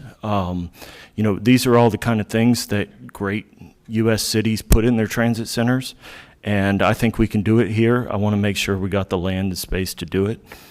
And then lastly, there's a number of technicalities, I might say, that I think we could use the benefit of the city attorney's office looking into. A couple examples. The fire chief was just talking about the need for a 3-bay station, but that is not what the condition says, and I think we could get more specific and avoid potential trouble later on. And the mayor asked a question about process and the timing of land dedication. I think we could use some more detail on that, so there's no confusion later on. But that said, I wouldn't want it to be lost that this proposal offers a serious opportunity to the city. And that's not lost on me. This is a big investment. It's a bold proposal, and it needs careful consideration. We only get one shot to get this right, council members, so I hope you will take due care and consider my comments. Thank you. Thank you. Any other questions? Councilmember Cox? Yes, to prepare for this meeting, I asked Planning Director Patrick Young for a summary of the heights that are specified in the area plan. And according to Mr. Young, the area plan envisions 20 stories on the bulk of the old North Hills site, including along Six Forks Road. And this is the area where 40 stories are being requested. Also in the plan, it's envisioned that 12 stories with 4 stories directly along the street along Lassiter Mill Road at the belt line in order to provide a transition. This is the area where 30 stories are requested. And lastly, the area plan envisions 12 stories south of Rowan, west of Six Forks. And it's also envisioned 5 stories on the side of this area that is closer to Pamlico, and this is the area where 12 stories are requested. And it has been emphasized in this meeting, the area plan was just adopted 18 months ago, and through an extensive community-wide process. And I will say that I definitely support the small area plan, and it came about in what I view as a democratic process that involved the community, and I think that should be honored. I think that's important. And then as far as affordable housing is concerned, when I joined council in December of 2015, which was nearly 7 years ago, I had coffee with John Kane, and we talked about affordable housing, and he said then that the people who work at North Hills cannot afford to live at North Hills. And it's kind of a shame now that 7 years later, that hasn't changed, and there's no vision for making that change in the near future or any time in the future. And so I agree with Mr. Buffkin. This is not ready for prime time. Next was Mr. Knight. Thank you, Madam Mayor. Let me preface this with, I do have some series of questions, but preface this with, I also agree that this is not ready. I agree with Councilor Buffkin. My district obviously is the closest one to this across 440, and I know I have a lot of constituents that do have concerns that live close by. And so this is going to be an impactful project. You could almost look at this as 4 different rezones. Only 2 of the parcels are even very close to each other. So get it, that's part of a larger plan. But it's each one of them will have impacts, and I don't think we're there yet. I think it will take some more work, and I look forward to working with the council and staff and the supporters of this, the developers of this, on this project, as well as the neighbors. I got a series of questions for Ms. Schwedler. Could you just respond briefly to the height and affordability? I know those were embedded in your original comments, but just respond to those inconsistencies in the Midtown plan and how we are dealing with those. Sure. It's not on the screen now, but in our presentation, we had the Midtown Plan policy that talks about height consistency with the Midtown Plan right here. So there's various parts of the Midtown Plan, and I'm happy to hear it described as that democratic process, because I think there was a lot of input into it, and there was an understanding of there's going to be a push and pull on each site in terms of what benefits are appropriate for this site and what benefits are really the focus here. And for this particular parcel, the Midtown Transportation Plan identified this area at the large T there is kind of sandwiched in the North Hills area near the Lassiter area, because that is the area that the democratic process produced a map saying this is where we want serious transit. We want serious transit, and we want it here. And that was part of the community plan. That's not something that we're coming up and forcing on the community. That's part of the Midtown Plan, part of the process you all expressed wanting to honor tonight. And when we went to staff with our request of how to take these parking lots in North Hills and position them for the next generation, one of the first things they said was, go read the Midtown Plan, go look at where the community said the transit center should go look at whether you can be a part of helping us secure that transit center, and look at what public benefits you're going to be offering in connection with this zoning case.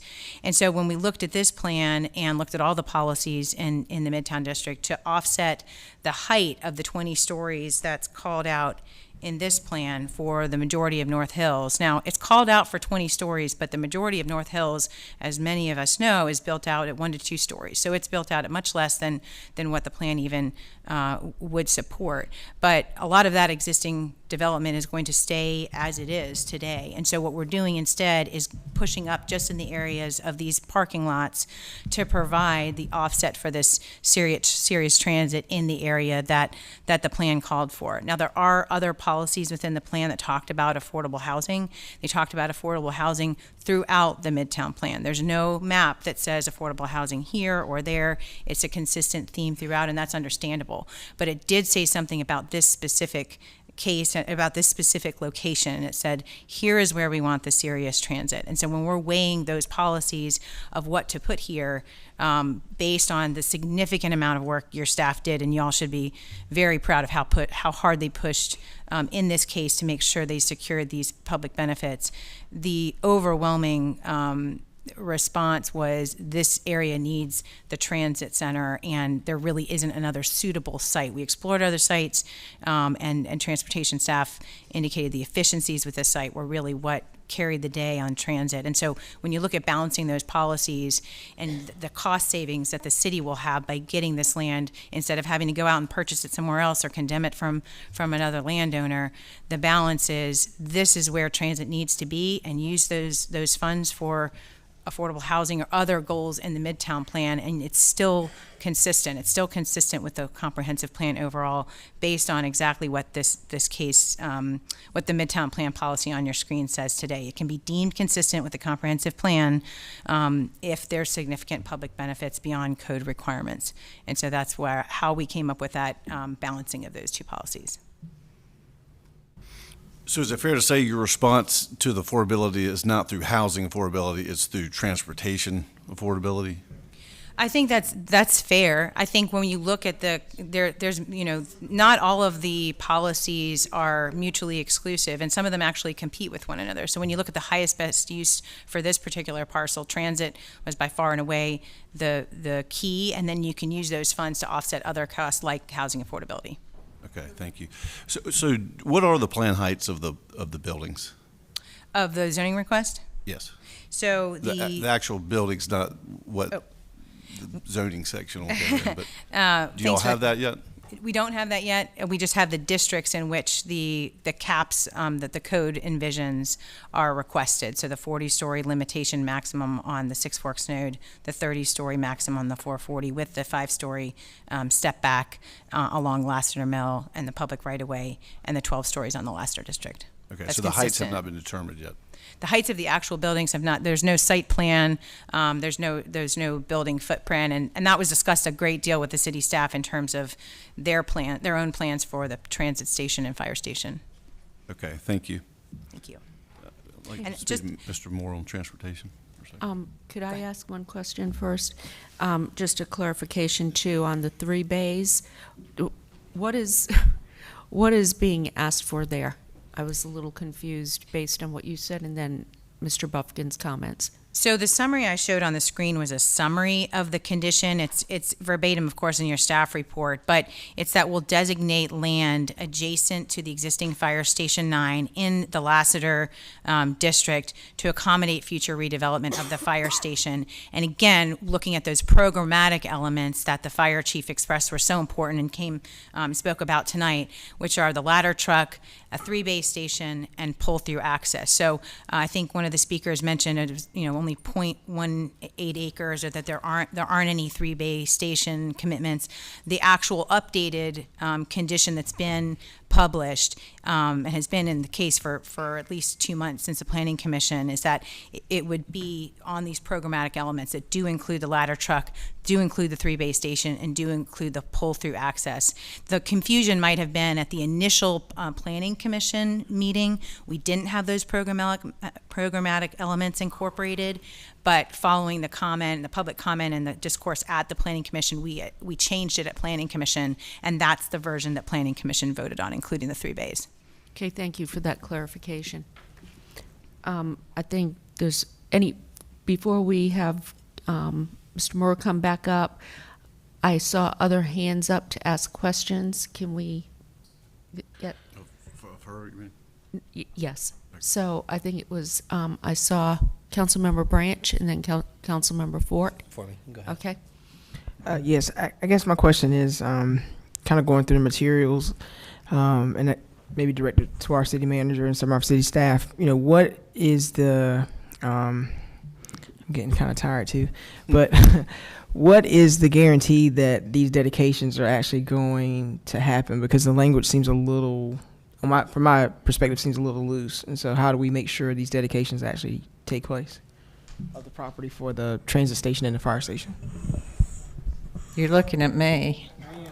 Oh, okay. Oh, I'm sorry. Did I see? I'm sorry. I didn't see you, sir. I'm tired.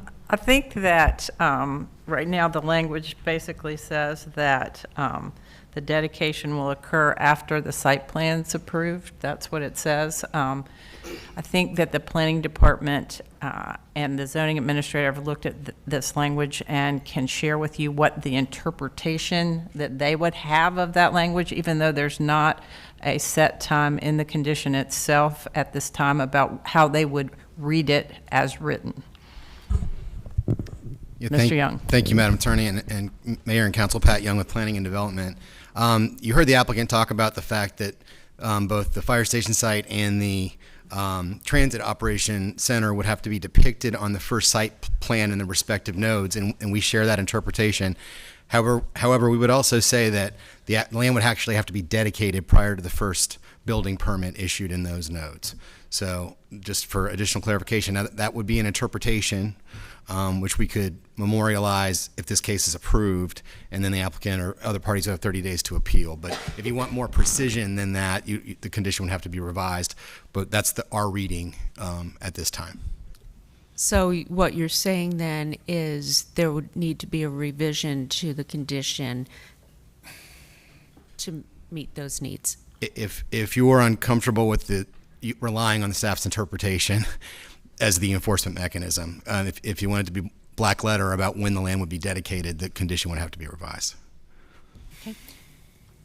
I would like more precision. I have a question based on that then. If we bring this back on August 16th, when is the deadline for submitting additional conditions? Bynum, could you help me with that since you're right there? That would need to be submitted to staff by August 6th, which is 10 days before the council meeting. So, okay, so August 6th, any additional conditions would be due. For you to be able to act on them on the 16th, yes, ma'am. Okay, thank you. And one reminder, I was going to say, you don't have to close the public hearing anymore to do that, so you can All right, leave it so open. we can leave it open. Right. Or we can close it. That's correct. I'll let Bonham. Either? That's true. If you close it, then the applicant can only make revisions for 30 days from tonight, which would take you up to August 6th, but that would not give you any opportunity to further comment on what may have been offered by the applicant during one of your meetings. Okay, thank you for that clarification. Okay, Council Member Branch? Covered it. I'm good. Okay. Any other questions before Mr. Moore comes up? Yes. Just to Councilmember Fort's point, I don't know that we got any resolution on that. Are we going to work on that? City Attorney's Office ready to work on that? We're glad to work with planning to write in specifically what Mr. Young said. I think his point was you can put in there that a building permit will not be issued until the dedication is done, and that would have a definite cutoff and a better assurance in the language of the condition. It wouldn't require that interpretation. Okay. And may I continue? Where did the language come from that this condition was submitted?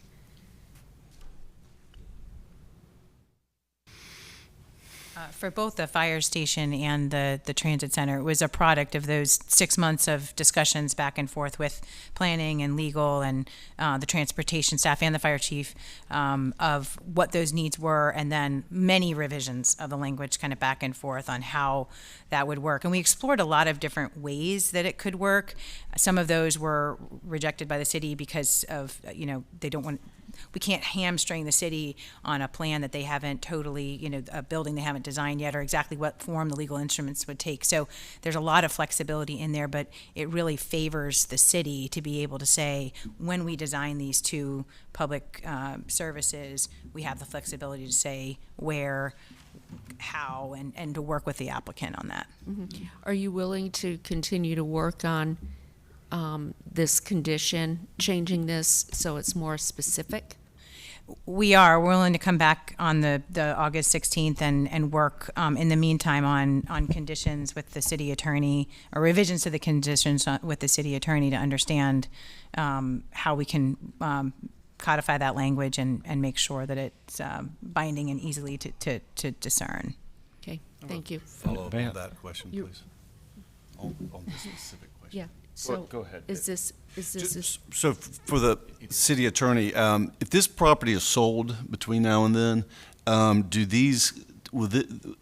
this relationship go with the land, or would we have to come up with a different, in terms of the transit center, the future transit center, if this development goes forward, as well as the future fire, would we have to then negotiate with the future land, new property owner? After it's approved, once you rezone it, it runs with the land. if that's the Well, I'm question. talking about the contractual relationship as to these conditions. The conditions are actually a zoning ordinance, and so the way that the law reads is that you can have additional conditions that are more restrictive than, and sometimes less restrictive, than appear in the zoning ordinance itself. So it's an agreement of sorts, but what it is it allows this to become a zoning ordinance, which is binding on anybody who owns that property forevermore until the zoning is changed again. It is a district that's actually put on that property. Okay, thank you. Councilmember Buffkin. Thanks. So just to be clear, we're talking about both the fire station and the transit center on this issue. That's what I understand. Okay. Yeah. Okay, just make sure I was following. So can we expect similar accommodation on the building heights, step backs, housing affordability, and more specifics on the transit center? Councilmember Buffkin, can we wait to get to that? Because I think there's questions we want Mr. Moore to come back up. So let's wait until the end. And Mr. Moore, if you would come back up, there's some additional questions for you. Certainly. Hey, thank you, Mr. Moore. We've looked at the analysis that their, I think, engineers did. Has a department, so focusing on traffic, that's probably my largest concern about all of this with the increased density, in some places going double and even more than that. And we've read the analysis of theirs. Has the city itself, your staff, done any analysis on traffic and also how the Six Forks improvements will work in with future possible traffic increases? So if I could, I'm a little bit out over my skis if I try to address the first point, and I'll ask Jason Myers to help me with that. But to the second point, the Six Forks improvements that we heard today will coordinate. It'll help with the sort of the laneage consistency that we have there, and will also help, again, with that multimodalism that we really don't have through the corridor today. So we'd have at that point, about a 2.5 mile long corridor that would have laneage consistency, would have a little bit more of like site control, site access control, and would help with some of the capacity issues that we see. And if you don't mind, I'd like to ask Jason to come to the podium and speak to the traffic impacts. Thank you. And focusing on the Laster Mill, also going south of the Beltline as well as Rowan Street. Mr. Meyer, thank you. Jason Myers in Transportation. So in the way that zoning cases are evaluated for traffic impacts is initially looking at the change of entitlement from the zoning case and what the result of the change in that entitlement would be for traffic using a few different assumptions. The staff report goes into a lot of detail. I'll try to summarize that very briefly.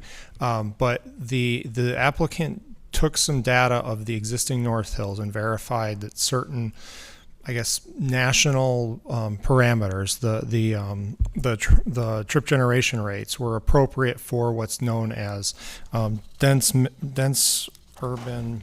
Let me get this exactly correct.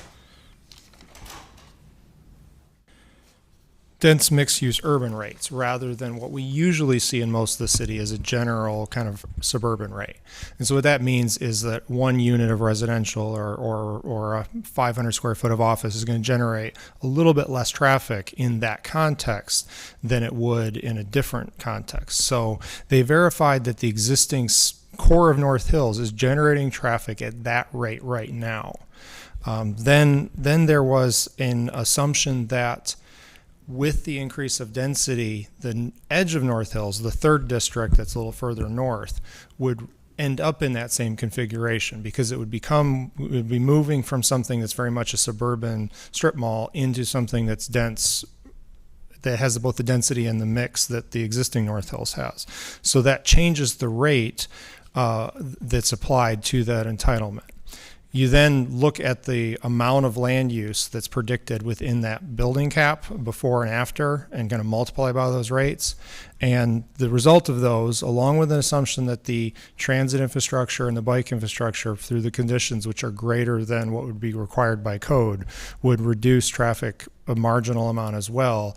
And the overall effect is that it's a little bit less in most of the places where we look, and a little bit higher, but under the threshold. So we have a threshold that a zoning case is required to do a traffic impact analysis, a detailed engineering analysis before it goes to Planning Commission if that trip generation delta is 150 in the peak hour. And what they've shown is it's not more than that. So they weren't required to do a TIA at rezoning.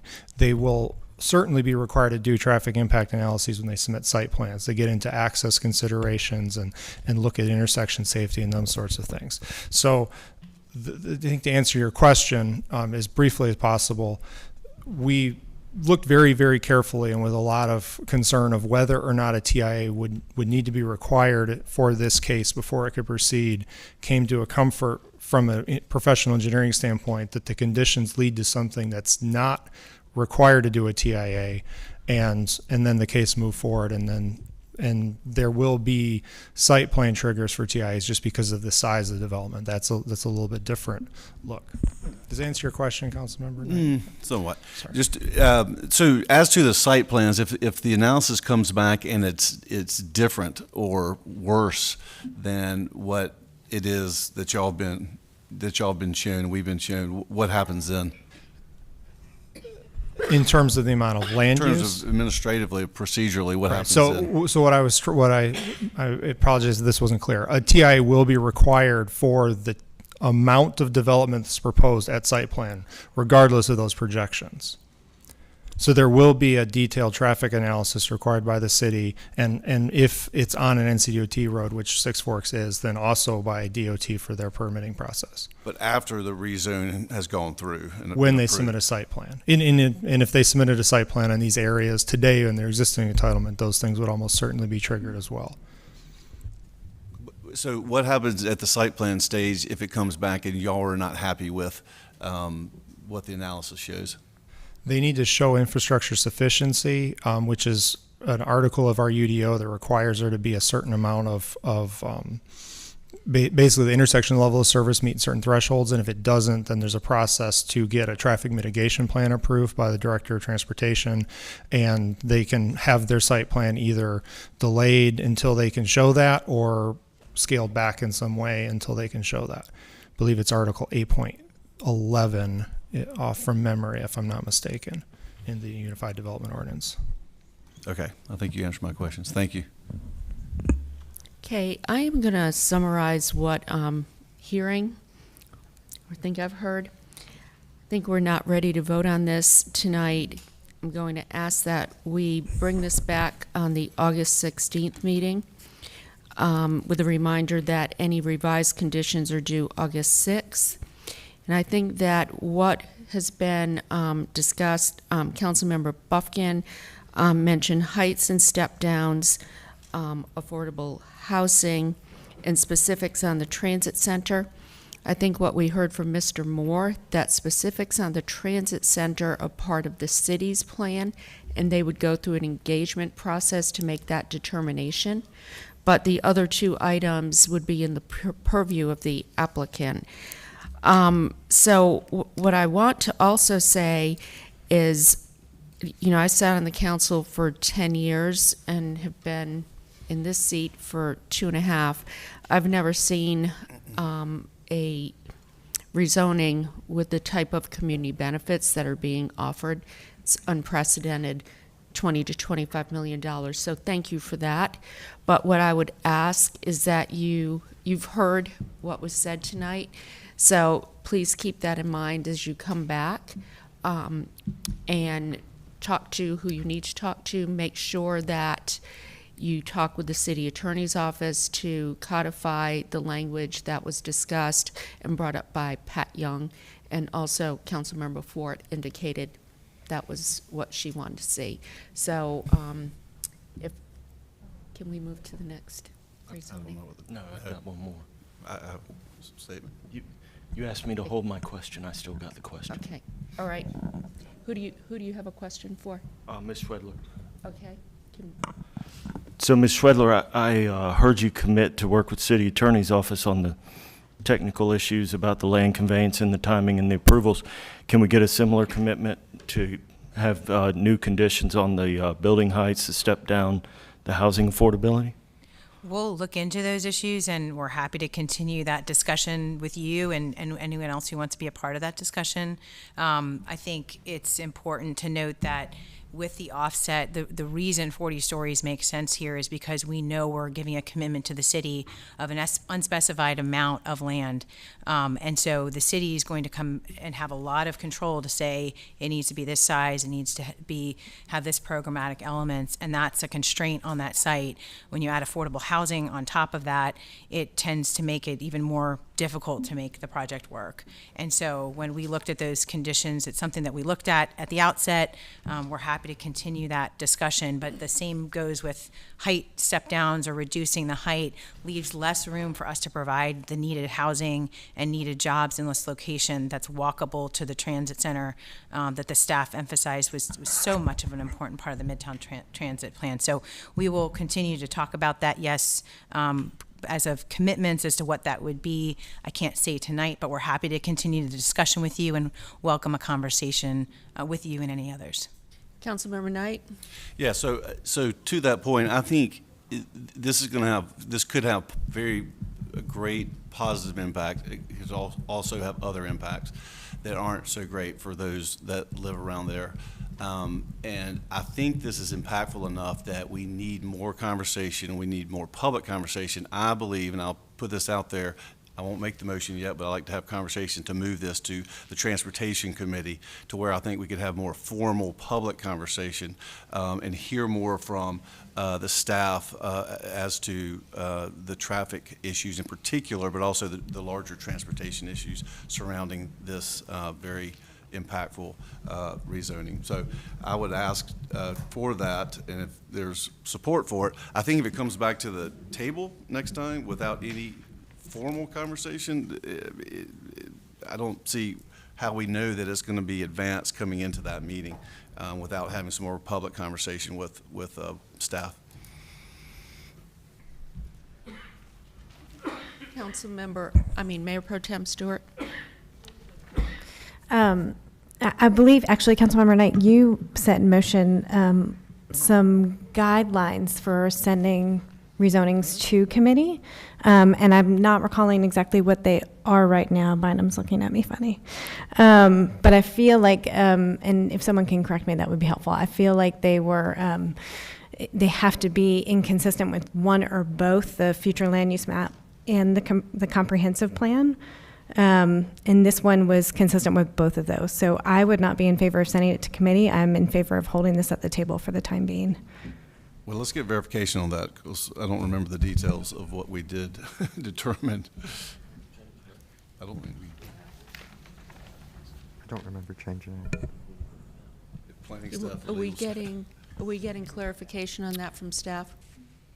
Right, I'm going to jump to the next question. Councilmember Cox had his hand raised, and then Councilmember Melton.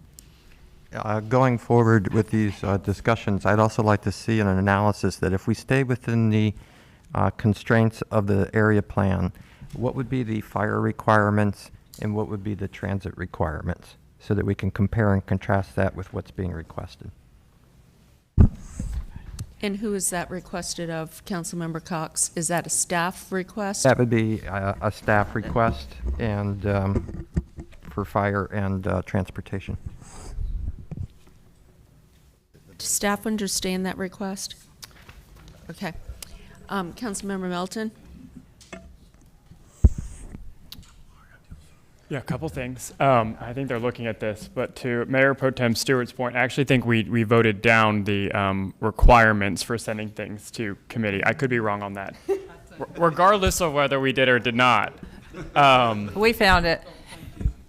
Did we vote it down? We didn't. Anyway, I've been engaging with folks on this case. I met with Mr. Helfont. I see Ms. Bailey. I met with the applicant's attorney and some of the applicants. I actually am encouraged by some of the discussion we've had at the table. I feel like we're making progress forward on realizing a project that I think could do a lot of good for the community.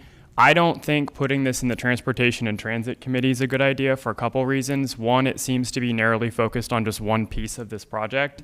And two, what we heard from staff over and over is that a good bit of the transportation piece is actually going to be the city's responsibility to do an engagement process on what a transit center at Midtown will look like. We don't have any of that work yet. And so I think at that time, however many years down the road that is, when we're ready, if we approve this case and we have the land, and then now we already have the money and they do that plan, maybe it goes to transportation to transit at that time. But I don't think it's the right place for it now. But I am encouraged by the discussion we've had at the table, and I would support holding it so that we can continue these conversations into next month. Councilmember Branch. So I've been listening and everything as chair of the Transit and Transportation Committee, and understanding the transit needs. I think it's best to keep this with the full council here at this table, because of everything that I've seen with this case from a transit standpoint, in and out. We talked about a lot of that this morning when we did this Six Forks Road improvement. This is kind of connected. It's all right there together. And we've gone up and down this road, no pun intended, many times on these improvements. So any conversation, it needs to be held here at the table. I think in the committee, I don't see any new recommendation that would come out of it that this group of 8 can't figure out.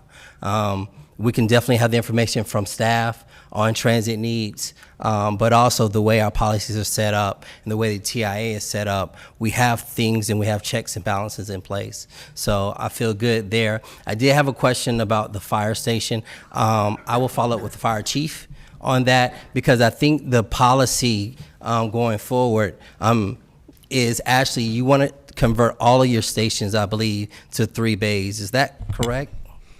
No, just this particular one. Just but this as one? growth, as the city continues to grow, we will have to look at growing the city and the fire stations. Currently, the minimum stations you have is 2 bays. The max is 3 bays. Okay. As the city continues to grow, our infrastructure has to grow as well. Okay. So this fire station conversation, this will not be the last one as we move forward, as our city grows. So I look forward to that, and I just wanted to comment about the coming to the committee since I am chair. There seems to be consensus to hold this at the table until the 16th, and so I'm going to ask that we move on to the next item. This is being held open. Thank you, everyone, for your time, and thank you for being here. Next is rezoning Z7121, 13120 Strickland Road. Yes, ma'am. This is a request to rezone 16 1/4 acres from R1 with the Falls Watershed Protection Overlay District and SHOD 1 to R4 with conditions with the same 2 overlays. Did want to note this is in District E. It was improperly listed on the agenda. I apologize for that error. This is consistent with future land use map, the urban form map, and the comprehensive plan, and the Planning Commission does recommend approval. This is the northeast corner of Strickland and Six Forks Roads. Aerial view of the site, there is a shopping center with a Harris Teeter located in the southwest elbow of this site. And they have provided some conditions here. They are limiting dwelling units to no more than 20. Remember, this was 16 1/4 acres. They've prohibited 2-unit living, multi-unit living, supportive housing, congregate care, continuing care, other group living, school, daycare, golf course, and outdoor entertainment. They've provided a 50-foot building setback adjacent to properties on the eastern property line, and they have provided for a 20-foot protective yard adjacent to those same properties. So a building setback as well as a protective yard. And the change here, the maximum number of units is increasing to 20. The setbacks are not changing. It's just the residential density changing here. And again, the Watershed Protection Overlay District and the SHOD remain in place. This is consistent with the comprehensive plan, and Planning Commission recommends approval. What questions could I answer for you before you hear from the applicant and the other folks signed up to speak? Councilmember Buffkin. Thank you, Mayor. So this is in the Falls Watershed. Yes, sir. And the rezoning continues to apply that. But this maximum unit number is higher than what I think I understand is allowed. Am I on the wrong track? Don't we limit 1 unit per acre in the watershed? I don't believe that that was identified as an issue by staff. I'm happy to look at that again while you hear from the applicant. Okay, related question about utility access. Could you look into that too? And let us Sure. know what you find out. Yeah. Thank you. Okay, any other questions? All right.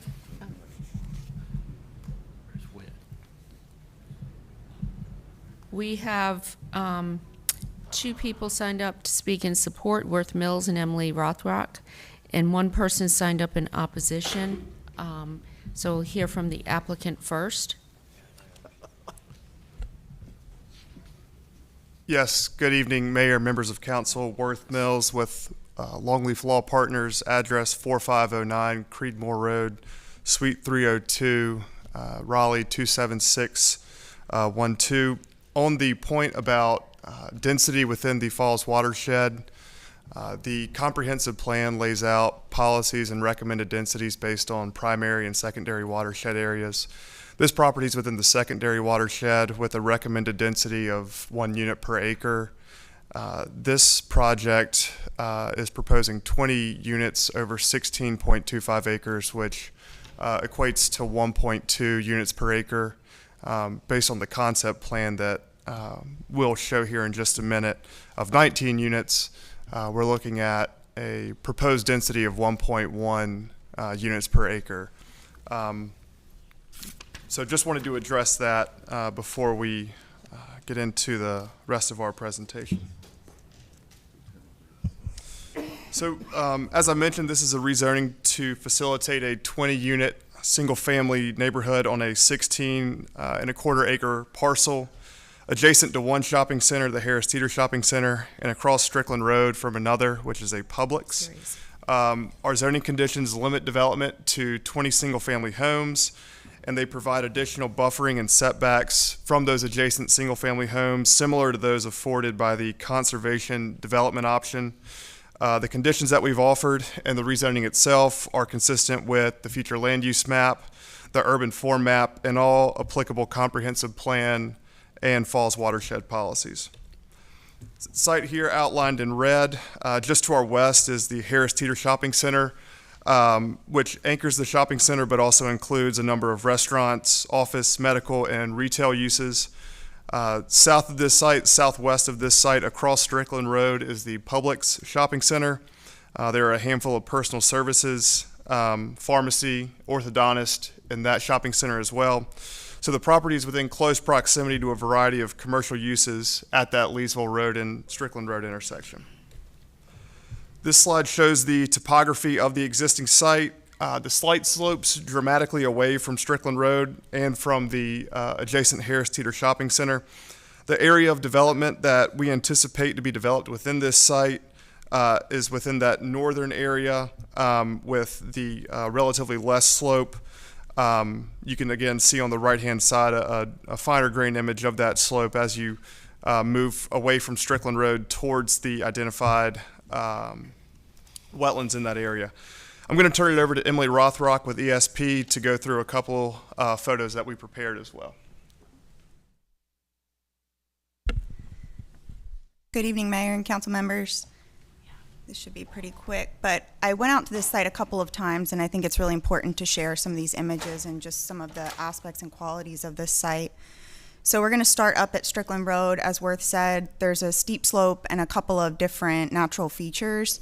You can see the concept on the right-hand side, and there's a yellow directional triangle. We're standing up at Strickland Road. This is the property line going west on Strickland Road, up at the top of the site there. As you move down into the site, there's a couple of really unique aspects. There's some really big caliper trees, and you can see that slope on the bottom left looking back up towards Strickland Road, and then that slope going down into the site on the bottom right. And so this is a really cool piece of the property and a really unique aspect of part of that natural area that we're proposing to remain.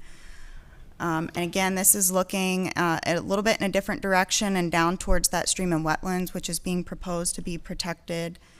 And as we get down into the site, this is where we're proposing we would stay outside of that buffer and outside of that stream and wetland area, provide a stormwater control measure before you get there. But there's some of this understory and forest floor vegetation and really cool qualities of the experience of this natural area.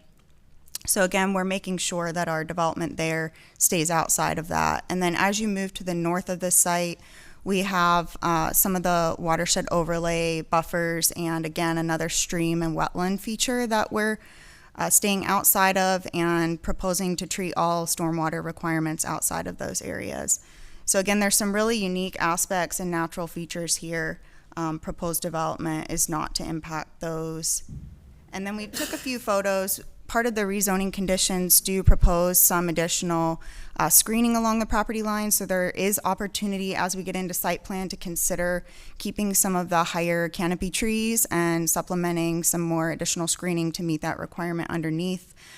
Tree conservation would be located where we can meet the minimum requirements outside of this area, but again, consideration for keeping some of these larger caliper trees is definitely in consideration. And then you can see the slope here in this kind of footpath up to the screening fence on the back side of the shopping center. So the development proposed is at the bottom of that slope.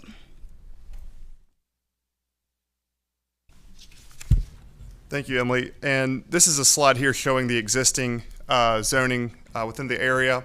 The Harris Teeter Shopping Center being zoned for commercial mixed use. The remainder of the area to the east, including this property, zoned R1. So with the rezoning to R4, even though we're keeping the density at just around 1 unit per acre, 1.2 units per acre, this does provide a little bit of a smoother land use transition between the Harris Teeter Shopping Center and the existing single-family homes today.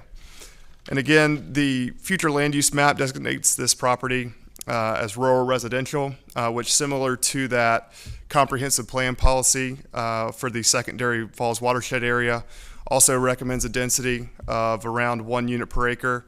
And so again, with the limitations imposed by the total number of units, we are consistent with the future land use map as well.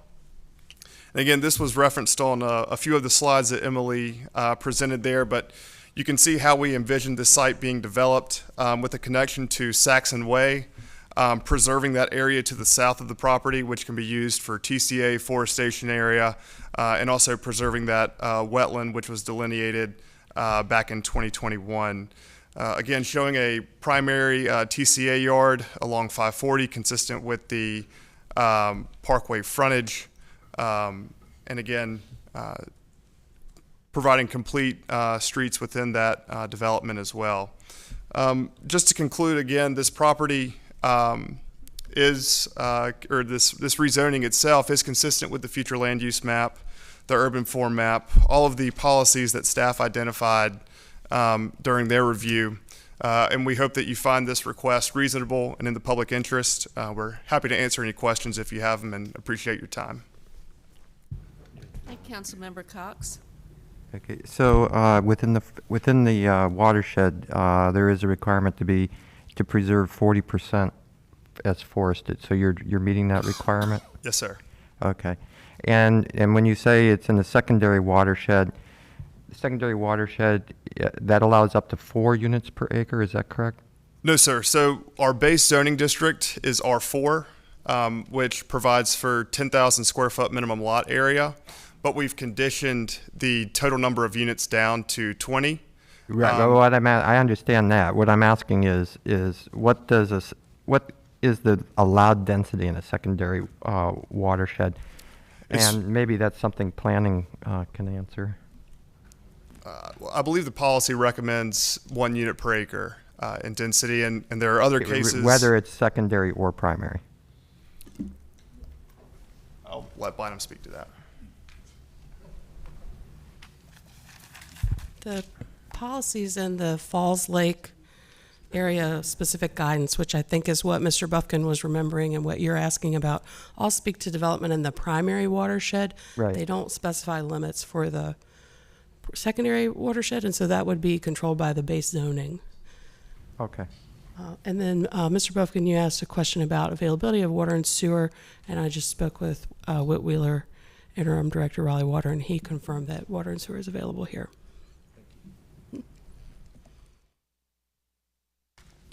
Okay. Mr. Mills, are you finished now with your presentation? Yes, ma'am. Okay. Any additional questions for the applicant? Sure. Yes, ma'am. Madam Mayor.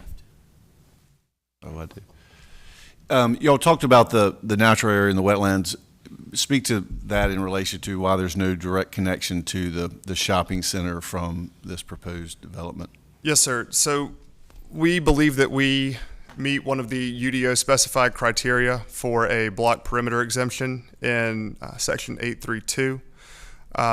Staff has offered no comment on whether they agree with that interpretation at this time. They said they would not offer any interpretation until a site plan or a subdivision plan was submitted to Development Services for review. And given the fact that we're only requesting 20 total units within this development, and the fact that there is such significant grade between the most southern unit and Strickland Road, we felt like when weighing the options between preserving wetlands and not having to grade that steep slope in order to get a safe and accessible street to Strickland Road, it made sense to utilize that UDO exception, preserve that area, which is not only environmentally sensitive but very beautiful as well. So, when it was really a weighing of the competing interests between accessibility, connectivity, and also the environmental protections that we know are important within the Falls watershed. Well, my first question was actually a connection to the shopping center, but my second was going to be to Strickland Road. So you basically answered them. It's basically for the same reason. And with Harris Teeter, that slope is also very significant, and they have currently a retaining wall and fence surrounding their property. Okay, thank you. Thank you. Okay, thank you. We have one person signed up in opposition, Daniel Strong.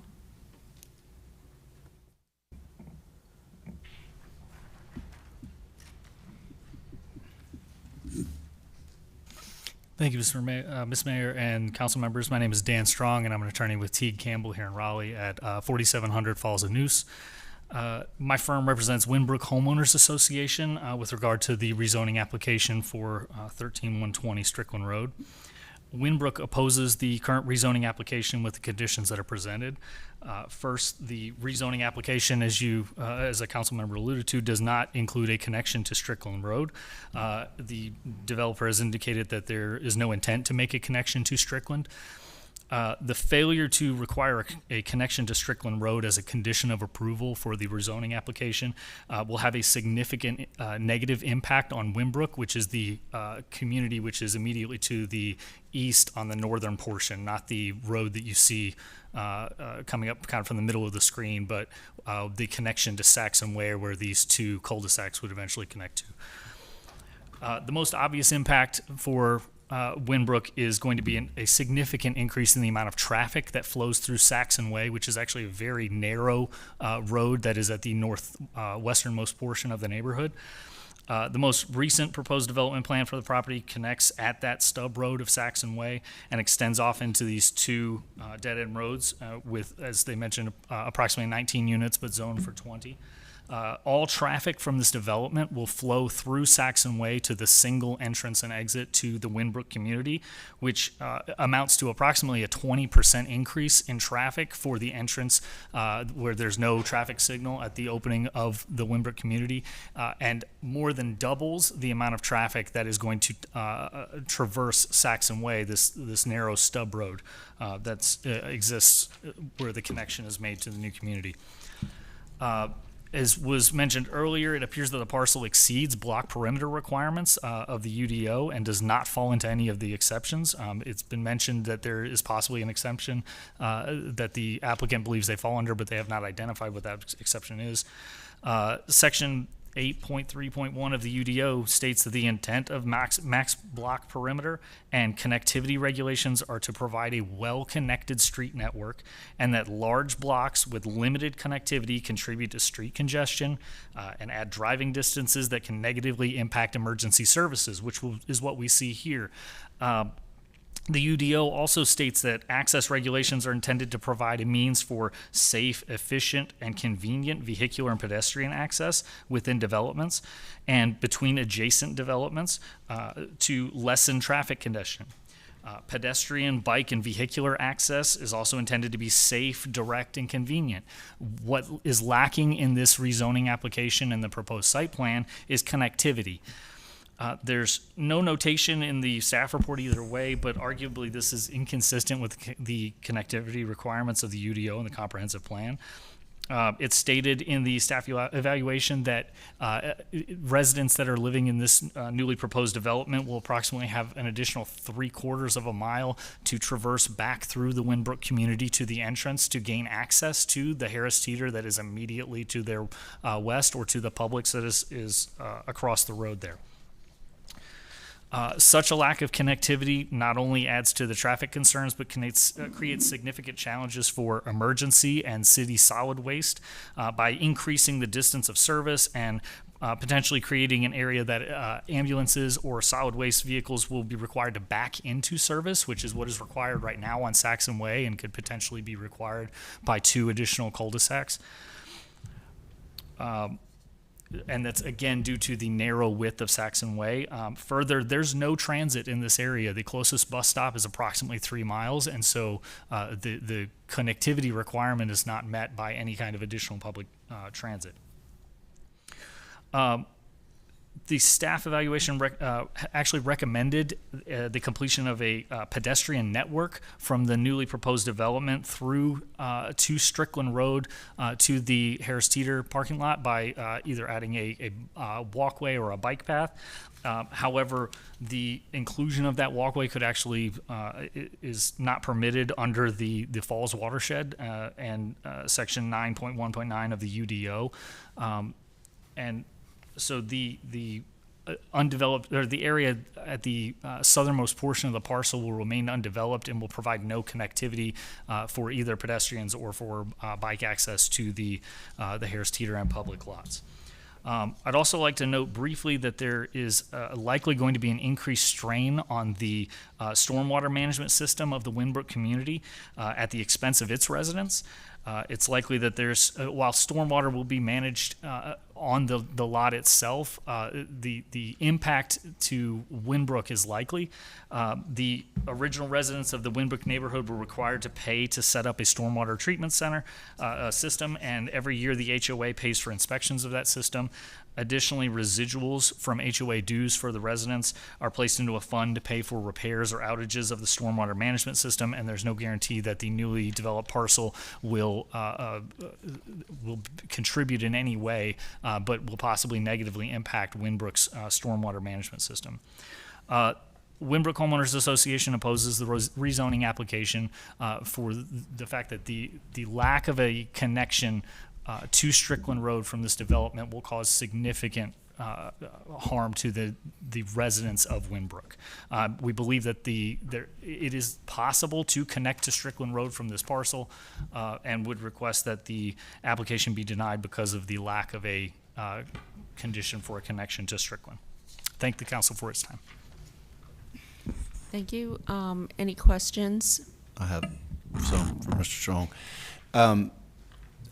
I don't believe I've heard from you. Have I heard from you in any form? No. Have I heard from the Homeowners Association in any form? Potentially. I came onto the case late, to this application late. The homeowners participated in multiple town hall meetings and may have, I believe the homeowners have been in communication with the planning commission and possibly the city council, but I know you have not heard from me, at least not on this application. I only have an email today from somebody in that neighborhood. I don't see anything on my emails from or phone calls from any of them. So just practically speaking, it makes it difficult. Okay. Coming at the last minute like this, because I think you have good points to make. I know there's obviously been the process that he met with, that the applicant met with the neighbors. I mean, I'd be willing to, if there's, I don't think there's a time constraint, recommend to put into Transportation Committee, but I don't think anybody wants to do that, even though we don't have parameters around that. But, you know, it makes it tough. I'll just be honest with you. It makes it tough to come at the last minute when, you know, the process is sort of at the end. I hear what you're saying. I mean, I'd like to hear discussion from the rest of council on the substance of this. It does seem that they're meeting all the other requirements, including the watershed requirements. But I do hear you on the connection issue and what that potentially could do to the neighborhood. Question for Councilmember Branch, then Buffkin, then Cox. So my question for you is, outside of connectivity to Strickland, is there any way, any project for residential your clients will support? I believe at this time, the connection to Strickland Road is the homeowners association's main concern. So their concern is the people cutting through their community. Well, they get home. The increase on the strain of traffic, the increase of wear and tear on the vehicles. The addition of what's going to have to be a construction entrance for a significant amount of time that will solely be focused on Saxon Way. But yes, the increase in the commute, the amount of commuters on the road. Of these Correct. 20 homes. Correct. Okay. Then it was Councilor Buffkin, then Cox. Thank you. So block perimeter is important to me. I think it's a policy that is important to the city. If we had it a long time ago, we wouldn't have some of the problems we got today. But here we are. So I hear you on that. What I'm struggling with, what I saw from the applicant, is I cannot see a way to make a connection here. How would you envision this be connected? Yeah, in 2006, there was actually a separate zoning application, or not a zoning application, I apologize, a site development plan that was put in place for a connection at Strickland, where you basically would remove the southwestmost lot, and the road would continue from the dead end of that cul-de-sac to Strickland Road.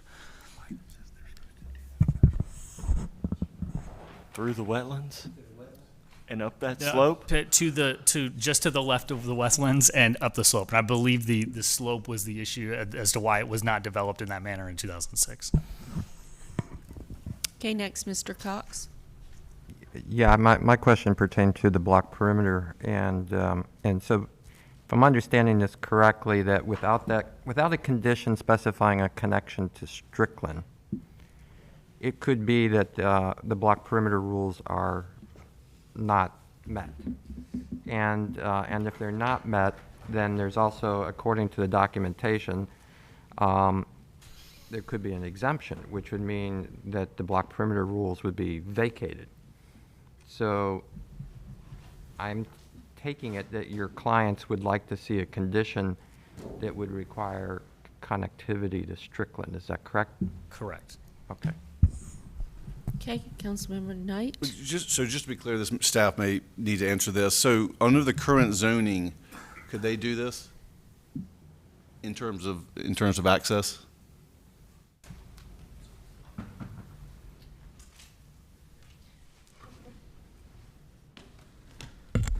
Jason Myers in Transportation. The block perimeter standard changes based on the zoning district a little bit, but the exemptions don't.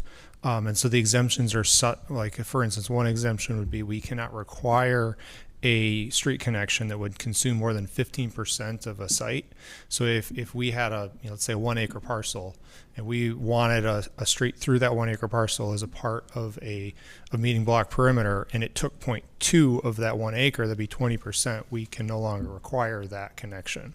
So there's a list of these in UDO section 8.3.2, and the applicant has stated they believe that at least one of them apply. That may be the case, but without an actual site plan to evaluate, staff can't confirm that there is in fact an exemption there.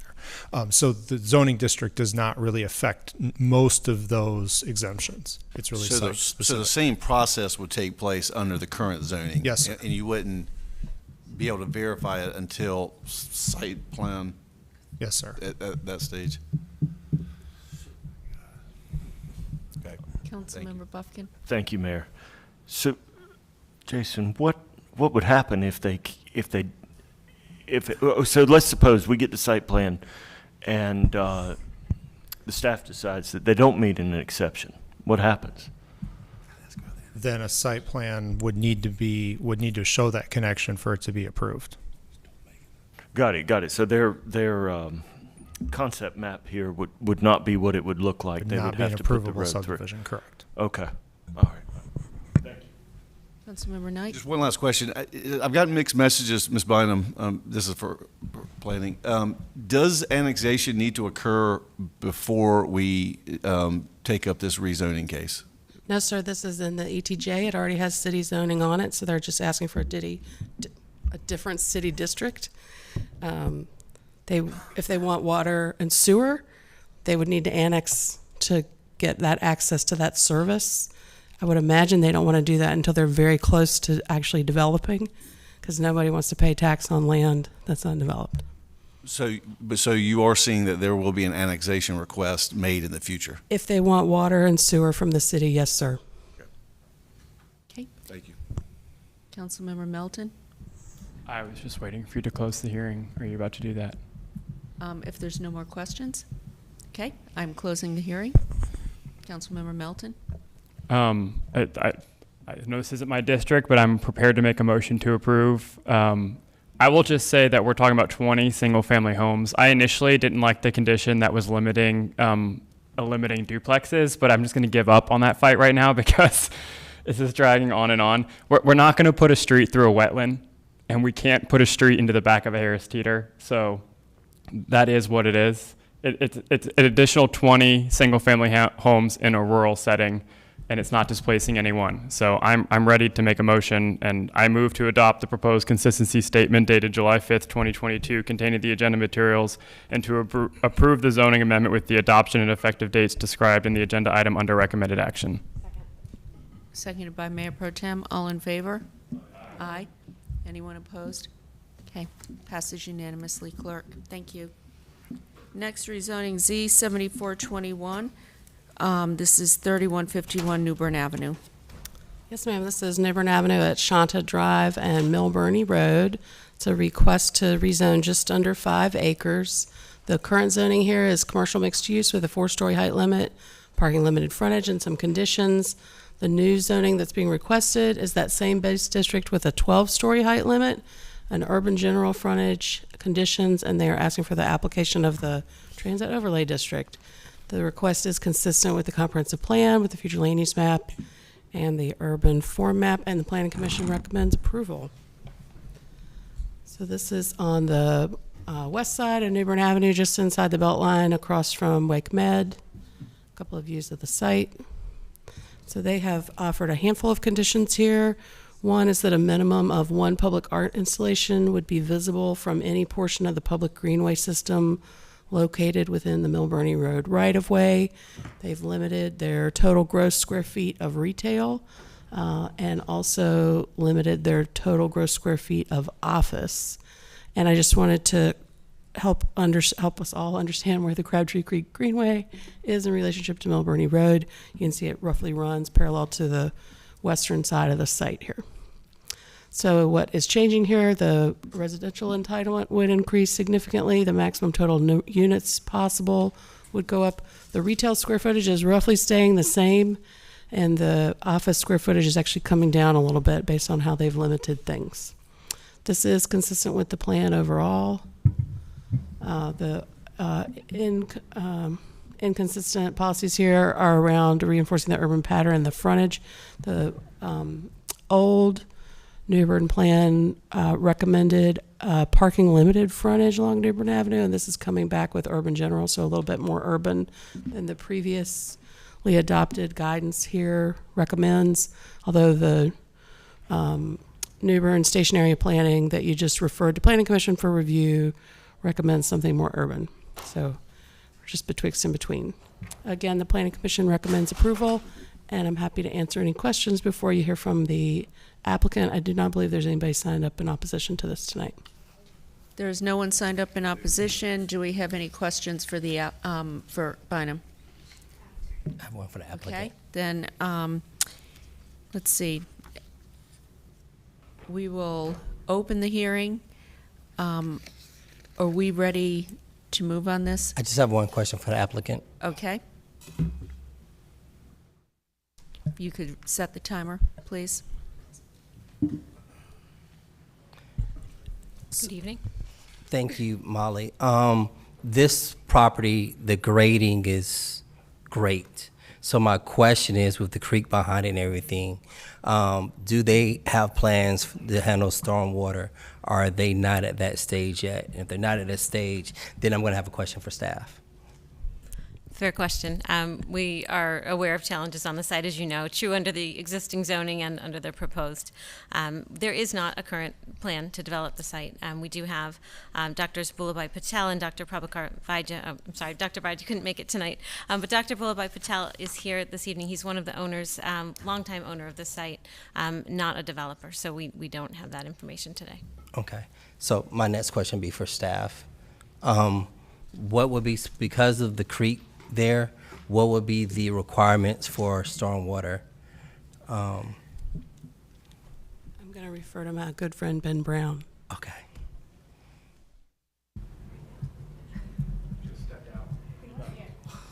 It's like he's been sitting behind me for like 3 hours. All right, is he in the lobby if we can get him? I'm so sorry. I thought he was, I didn't realize he wasn't right behind me.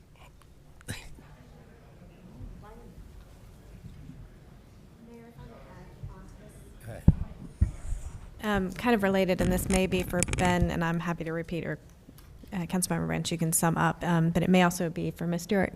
There is a tiny portion of this that's in the floodplain because it is so close to the creek. And so I want to just confirm that our new floodplain conditions, our new floodplain text change will be in effect for this site, and or that y'all have had that as a condition. But it's probably a question for Mr. Brown. As no site plan has been submitted, I do understand that that would apply. I invite staff to correct me if that's not the case.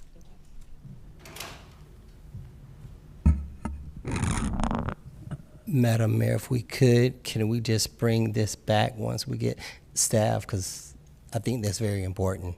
Because there's a lot of significant flooding that occurs in this area. Did somebody go in the lobby to see if Yes, ma'am. Lou Ben went was to, out there? Lou Bonapane went to look for Mr. Brown. Okay. All right. I'm going to. That's not him. That's Worth. Okay. We will put a hold on this and start the next hearing. Is that what you're asking? Yes. Okay. We will go to Z 8221. Again, no one has signed up in opposition to this case. Yes, ma'am. This is 8 acres on Edwards Mill Road, Arkelton Drive, and Cornwall Place. The current zoning here is R6. They're making a request to go to a combination of RX7 with parking limited frontage and conditions and OX7 with parking limited frontage and conditions. The request is consistent with the comprehensive plan, the future land use map, and the urban form map, and the Planning Commission recommended approval. A couple of views of the site. I wanted to note that this area outlined in pink is the OX portion of the rezoning case, and I'm calling that out to you before I show you the conditions, so hopefully we can all remember where the OX relevant conditions are. And then the area outlined in blue, there's some specific conditions to that area as well. So some specifications about the RX uses on the site, which is the bulk of the rezoning area. Some specifications about the OX district, which is those 5 or 6 parcels there on the northeast portion of the site. Some limits on building height for Edwards Mill and Arkelton, 3 stories and 50 feet. Remember, the base district here is 7 stories. And so those blue highlighted parcels on the south side of Arkelton have a height limit. Some specification about structured parking facades, and then also specification about parapet walls, and then more about lighting around structured parking. And then the applicant has provided that the owner would give current tenants 60 days written notice before termination of lease. So the change here is a significant increase in residential entitlement The setbacks are not changing. It's really just the residential density here. And it's consistent with the future land use map, consistent with the comprehensive plan overall. There's some density transition, infill compatibility, neighborhood scale housing policies here that are inconsistent. This is the southeastern portion of the site is adjacent to existing single family. Nonetheless, the Planning Commission recommends approval. What questions could I answer for you before you hear from the applicant? Okay, Councilmember Cox. So we're talking about 60 days to evict people, right? And there are no conditions for affordable housing? Is that correct? That's correct. Okay. Any other questions? Okay, no one has signed up in opposition. I'm going to open the hearing. I'm going to ask if there are any questions for the applicant.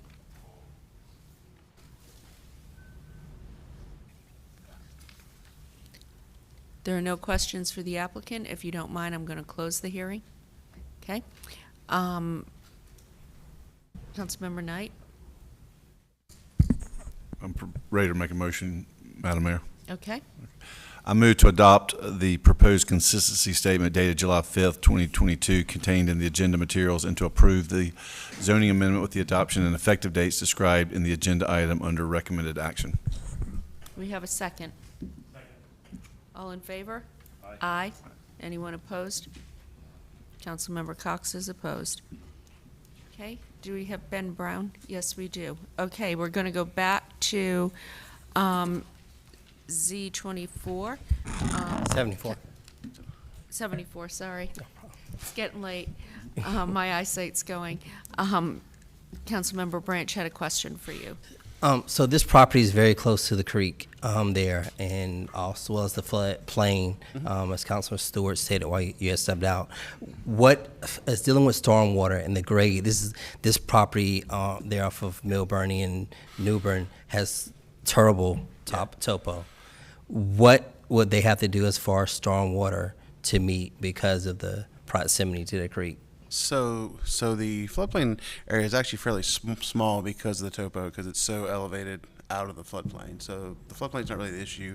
It would be the velocity of stormwater getting down that hill, and during that site plan stage, they would have to make allowances to get that under acceptable velocity before it leaves that site. And also, they would have to comply with our 2 and 10-year detention requirement for rate control of stormwater leaving the site as well. But my main concern on a site like this would be the velocity, and they would have to control that.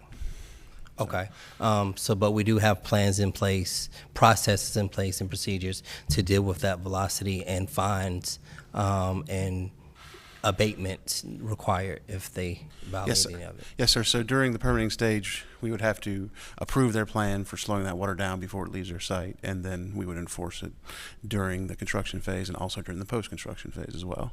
Okay. I just want to say, this case, I'm going to support it.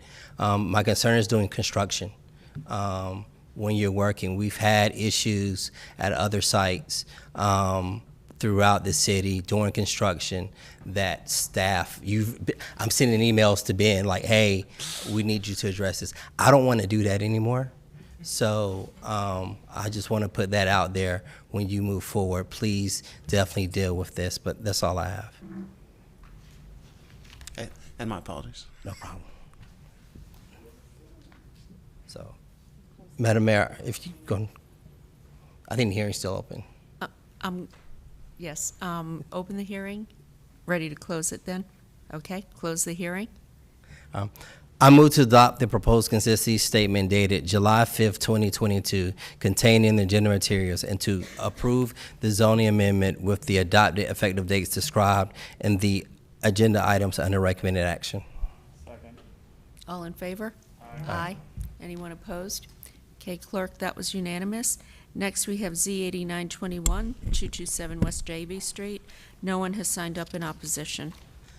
This is a request to rezone from DX20 with shopfront to DX40 with shopfront and conditions. It's less than an acre, consistent with the comprehensive plan. Planning Commission recommends approval.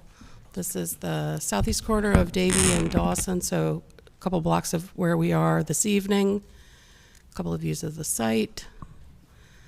So they have prohibited some DX uses, including self-storage and fuel sales. And the vehicle repair that is currently allowed is allowed until it's discontinued for 180 consecutive days.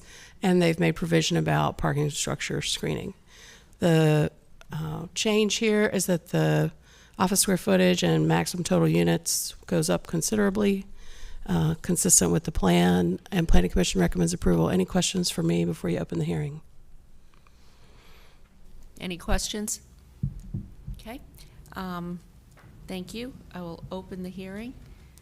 No one has signed up in opposition. Does anyone have any questions for the applicant, represented by Molly Stewart? No questions?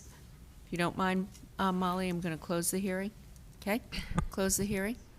Be my motion to approve.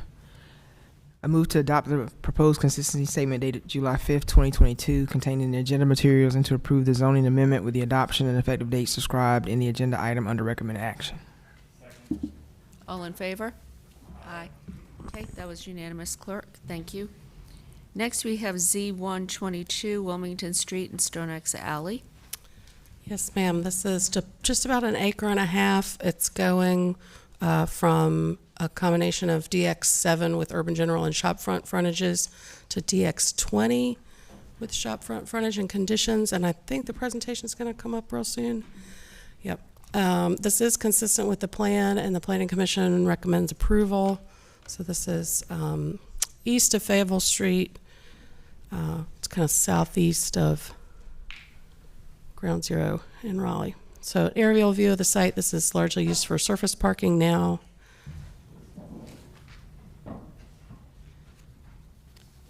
This Stronix Alley is in the Prince Hall Historic Overlay District. I just want to call that out. The rezoning site is adjacent to Stronix Alley, and it's also adjacent to the Pope House, which is owned and operated by the city.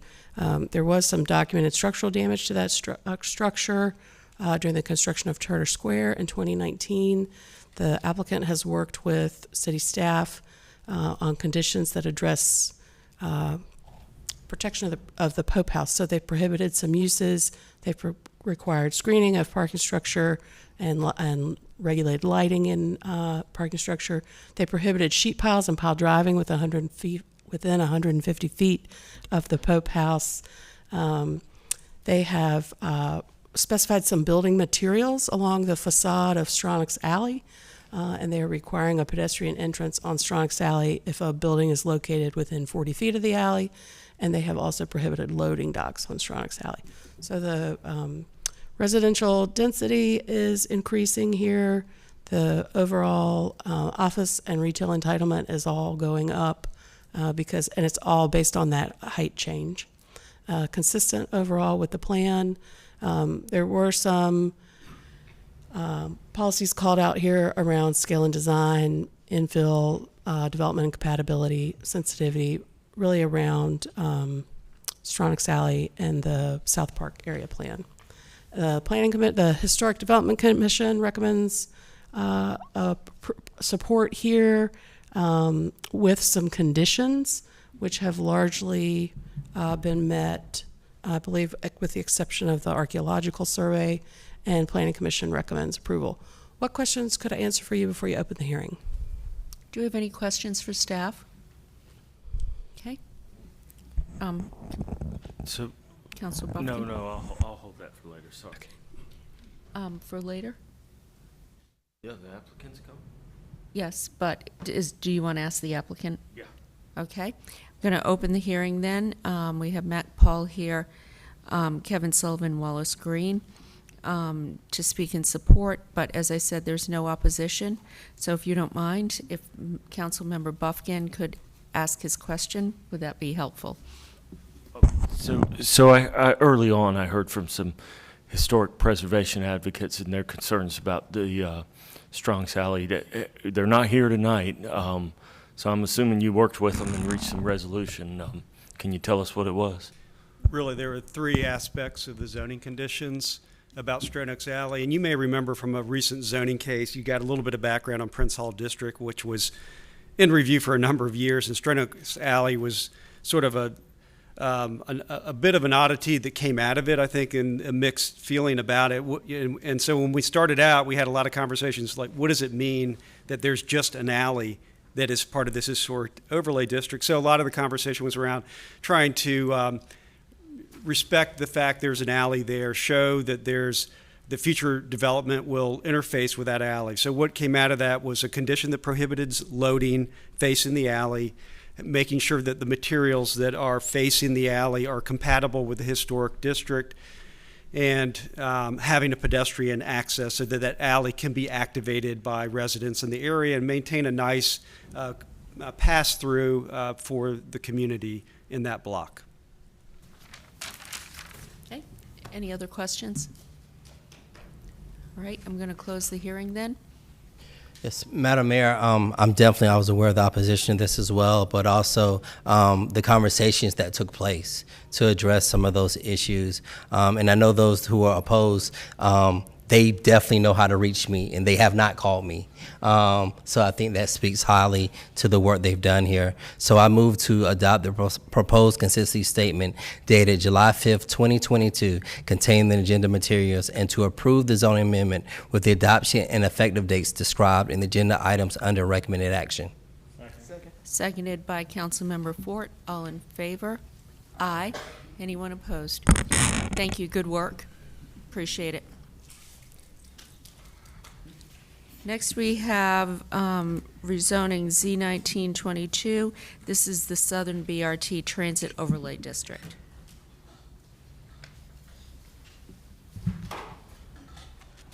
Thank you, Mayor and Council. I actually have a joint presentation for Z18 and 19, which are the two TOD applications. So I'll go through those together, and then you'll have to have two separate public hearings for those items to make a decision. So again, Matthew Clem with Planning and Development, presenting on the application of the TOD to Western and Southern Corridors. So this is the timeline that got you to your decision tonight. So in 2016, Wake County voters approved a house and sales tax to fund the Wake County Transit Plan, which includes bus rapid transit. In March 2019, Council directed staff to begin planning around our transit investments with... Excuse me. If we could have quiet in the audience, please. We're hearing a presentation. Thank you.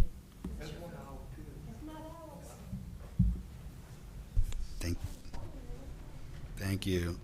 So in fall 2020, Council directed staff to amend the TOD Transit Overlay District, so to create a new zone. In spring 2021, Council adopted the Equitable Development Around Transit Plan. Let's see. Yep. And then at that time, in fall of 2021, Council adopted the changes to the new Transit Overlay District. And at that time, you also directed staff to prepare a rezoning application to map that district along the southern and western corridors. And so today, you have the decision in front of you to map. So when Council directed staff to create a rezoning application, these are the criteria that we use to set up the map for where to map the new zone. So areas that are currently zoned for mixed use or heavy industrial uses, areas that are planned for those uses on the future land use map, areas directly along the BRT route itself, and areas that are developed with or a part of an apartment complex and city-owned properties as well. The TOD was not applied in those criteria to these properties, so state property, cemeteries, institutional uses, including schools and higher education, areas zoned with NCODs and HODs, and conservation management and downtown and PD zoning districts. So this is the boundary for the Western TOD. It goes from downtown along Western Boulevard, the Western Boulevard extension, to our border with the town of Cary. So the Western BRT is a regional transit route that will connect our downtown with our neighbors downtown and Cary. This is the Southern Transit Overlay District, mapping from downtown Raleigh to our border with the town of Garner. The route will also extend into their jurisdiction as well. So what the TOD regulates, it adds an additional layer of zoning that has these controls and aspects to the development regulation, and I'll go through some of them now. So dimensional standards, the TOD sets a minimum building height of 2 stories and encourages missing middle housing types in residential areas.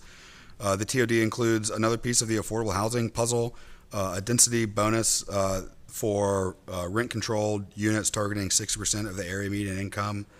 The TOD regulates amenity areas similar to downtown mixed-use zoning and increases lot size requirements for tree conservation. The TOD encourages more small-scale commercial uses. So the request is consistent with the future land use map, urban form map, and comprehensive plan overall. It is consistent with these policies because the plan encourages walkable mixed-use developments where our highest functioning transit is planned, so along our BRT corridors. Development under the TOD will allow more households to access opportunities of our growing city by allowing more housing to be built in those high opportunity areas with great access to jobs, parks, schools, and more. Also consistent with these policies regarding investments in transit, stationary land uses, and transit-oriented development. The request is consistent with these policies as well,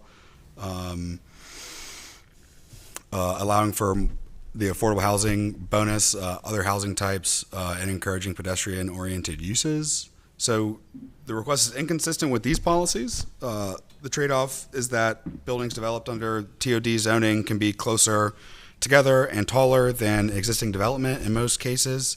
So inconsistent with these policies. The Planning Commission recommends approval 9-0 and has made this public interest statement. I'm happy to take any questions. Any questions of staff? Councilmember Branch? I just want to include, I know this morning they stated there were some properties that were removed. So I just want to just make that note that there were some properties, especially churches and any religious establishment have been removed from the TOD. Yes, sir, Mr. Branch, and those are all shown on this slide here. I think you saw this today as well. This is for 18 and 19, those add and remove parcels. Okay. I will open the hearing. We have 4 people signed up to speak. 8 minutes, please, on the timer. First, we have Lisa Huguet. Is Lisa still here? Okay. Deonica Sanders. Is Deonica here? Josh Bradley. And then Kristen Havlick.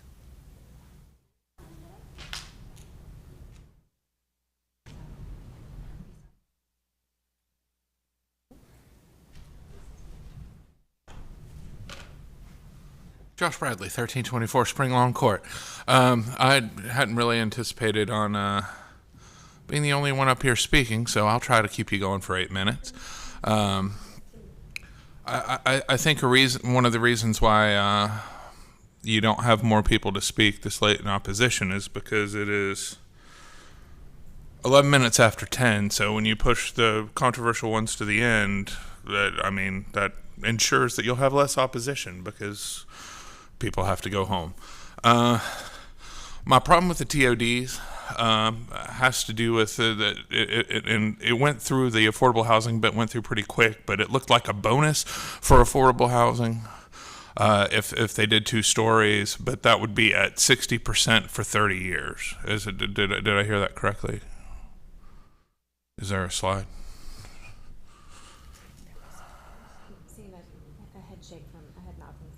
Okay, awesome. I don't think it's enough. I think that right now, the way the city's growing, we've got a lot of people that live here that are living under bridges. And I think it's potentially good that we're getting all this business coming in, Apple's coming in, a lot of people are coming here, but there's a whole lot of people that lived here and have lived here for a long time that are in situations where they can't afford to anymore. And 60% of AMI might be better than 85% AMI, but we need to talk about like like low-cost housing, where people that work in the restaurants and, take the trash out and teach our kids can afford to live. And I just don't know that just only have to stay for 30 years, which sounds like a lot of time, but I mean, given that global climate change will probably destroy society, it might not be that big a deal, but we got to look on the positive side and say that we as a society will make it, right? And I think that it's important that, you're given bonuses. You need to set aside housing, and housing at all levels, just not at 60%, not at 85%. You need people at 30%. You need to have people that are unhoused living under bridges, and I think this is an opportunity to use any city land that's acquired for this to actually build housing for people like Councilman Buffkin used to say, or has said, a housing first, like give people houses without preconditions, because all these people that are coming in, they're great, but if we can't take care of our own people, what does that make us look like? If we're trying to turn the city into San Francisco, we can, but there are people that work at Google that live in their cars in San Francisco. Is that the kind of city that we're trying to make? When it comes down to it, bus rapid transit is fine, right? Like, we need to increase public transit, but the people that use public transit are the people that are left out of this plan, and not just this plan and the other plan. If you want people to use public transit, I would say that you're going to have to do the expensive traffic overall, but I think at the same time you need to make sure that the people that are going to be able to use this transit are close by to where they can use it. It could just be me. The other thing that really concerns me about this is it takes a decent plan, but I don't know. And there's been a lot of planning in it, and I don't want to take away that from staff, but I did not see the study on heat islands that are going to be created about the additional asphalt and the additional lanes. But have we seen how that study is going to affect the people that live there already? And urban heat islands. We know about that. Has there been? I know I'm boring people, and I'm sorry. You've done it.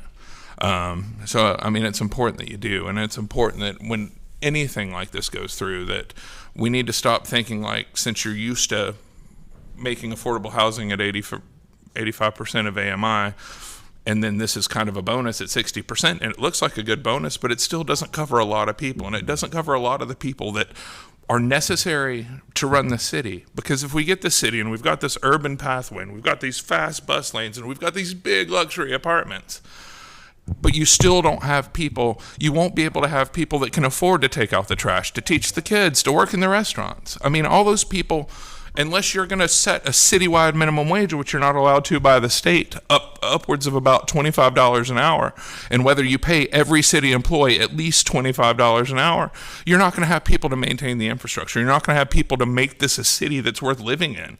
Because if it just becomes this big tech center like San Francisco, it's neat, but who can live there? Unless you're living in your car. If you've got people that are working for Google living in their cars, what is that going to mean for us? Right now we've got people living under railroad trestles and bridges. They should be our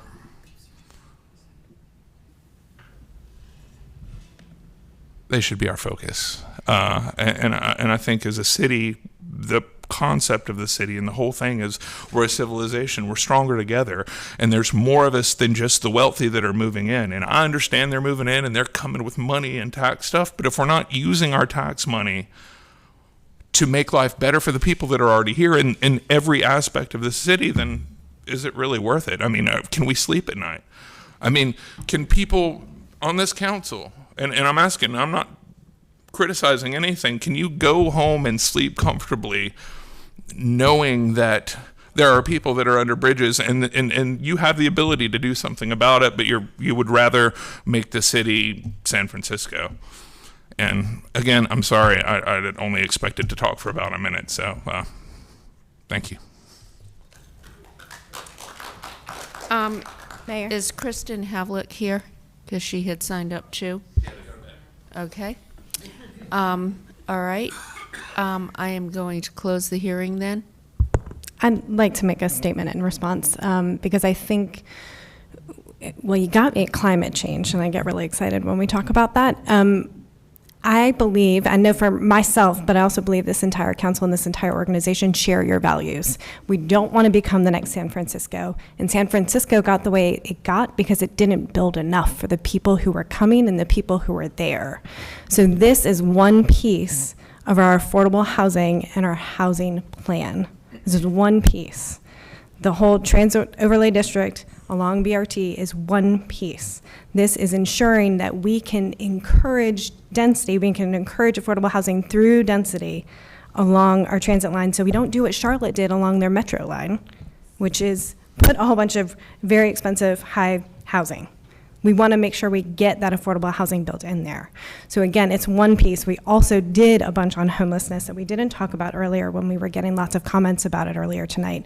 We bought a healthy hotel that we're trying to do for homelessness housing, for a housing first policy. We're doing a bunch around affordable housing. I get kind of tired of repeating, this is a huge puzzle. Y'all come and you attack one piece of it. It's a whole puzzle.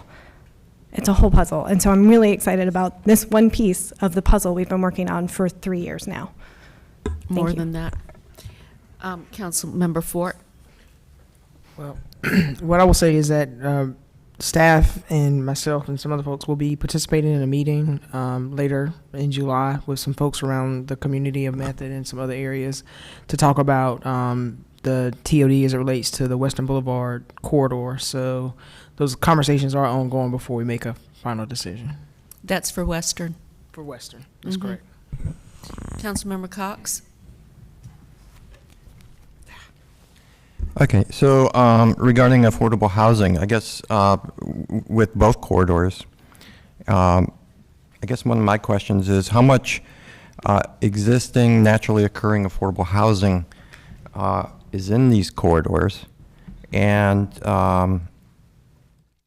how does that compare with what the promises are, which is 20% of a 50% height bonus, which is really at the most 10% of the units that would be developed in the corridor.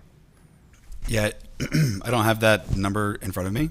That's something staff could follow up with on getting those numbers for existing affordable housing units, naturally occurring affordable housing units. I think it would be helpful to know, set some parameters on what price points you're referring to when you call it naturally occurring affordable housing, and coming at it that way. But that's not something that we have readily available. Right, and when we talk about the pieces of the puzzle, that's a major piece of the puzzle that's missing, is that we don't know how much naturally occurring affordable housing there is in these corridors. We don't know how much we will potentially lose, and how many people would be affected by losing that.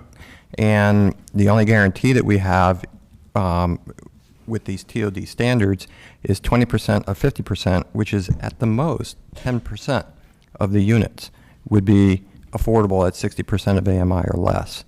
And so it would be nice to be able to see some standards that would attempt to address naturally occurring affordable housing.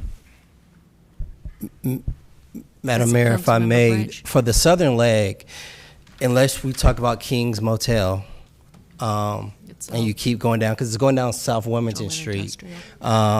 You have industrial all the way up until you get to the bridge, outside of what you have there from the men's shelter and Oak City Cares.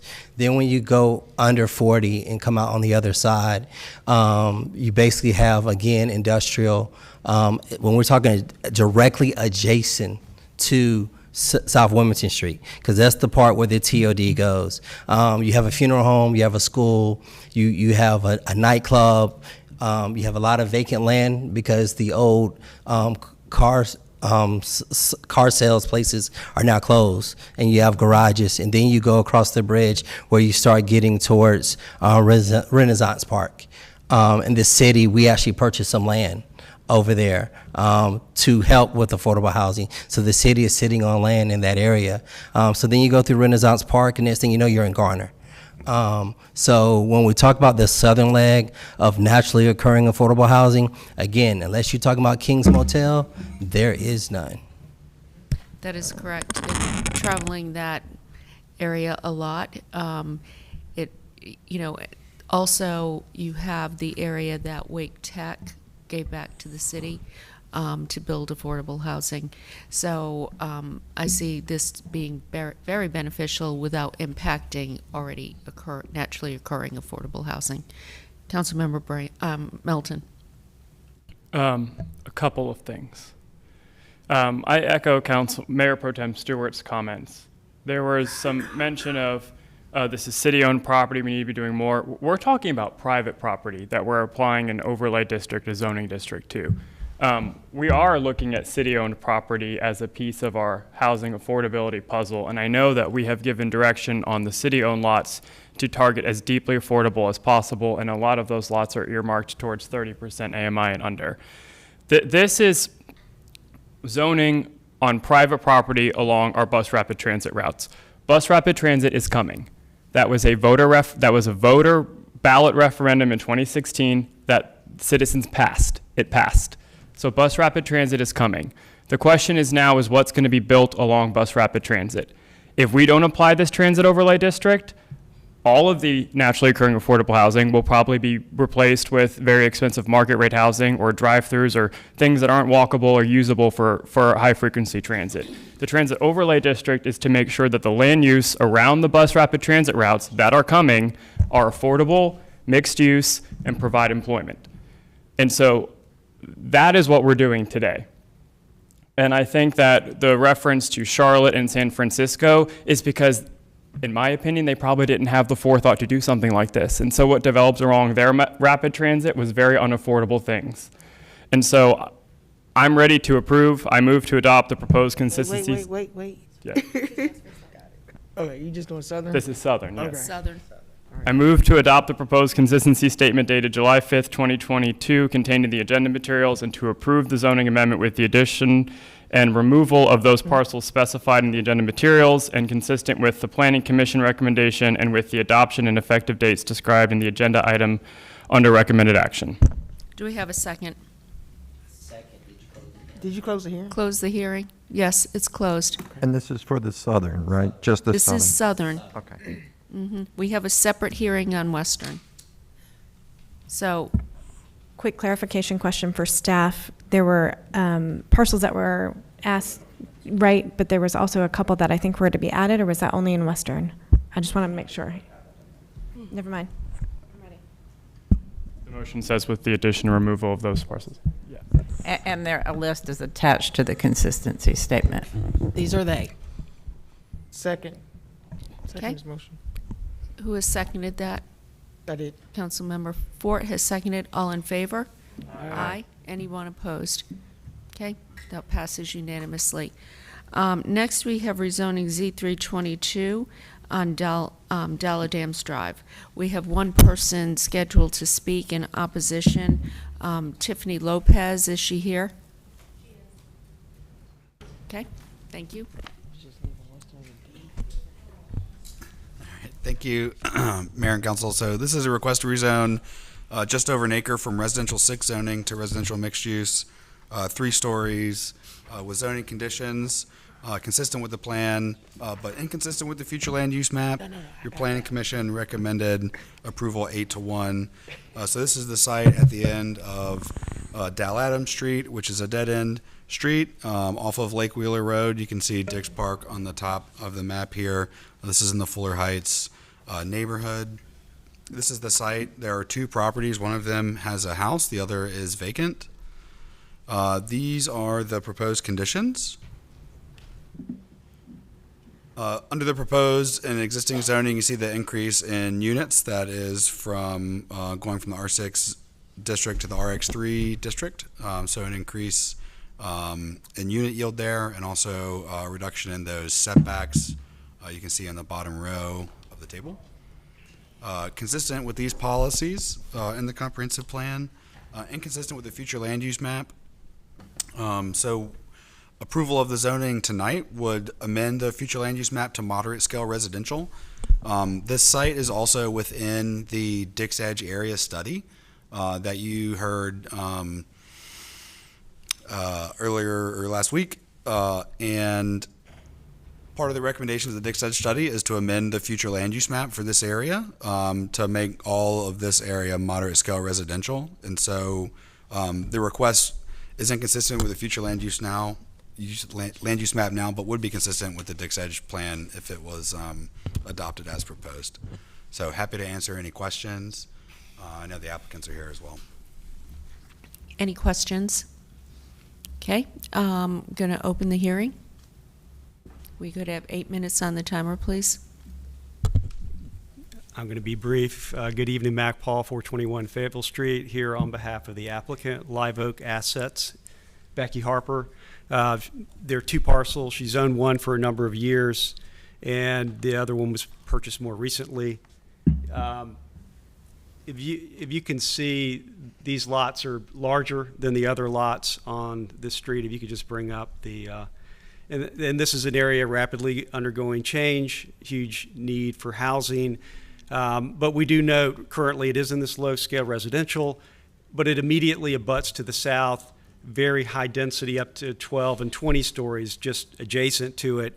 So what we really sought here is to find, there's only one home there, an opportunity to do some gentle density, to lay the groundwork for housing that is in the context. It's a good transition between the high heights and density to the south and what is lower to the north. And the one piece that was outstanding was the future land use map.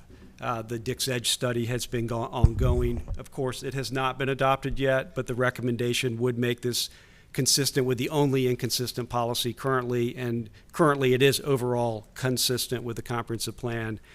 We do know and have had conversations with several residents to the north, one of whom is here tonight, who had concerns over the density, partly like the staff report showed a very high number of potential units there. I'm not quite sure how you would ever build 44 units there, given the parameters of what can be built there. So there was concern about density and commercial development. We purposefully chose RX, which is a residential zoning district.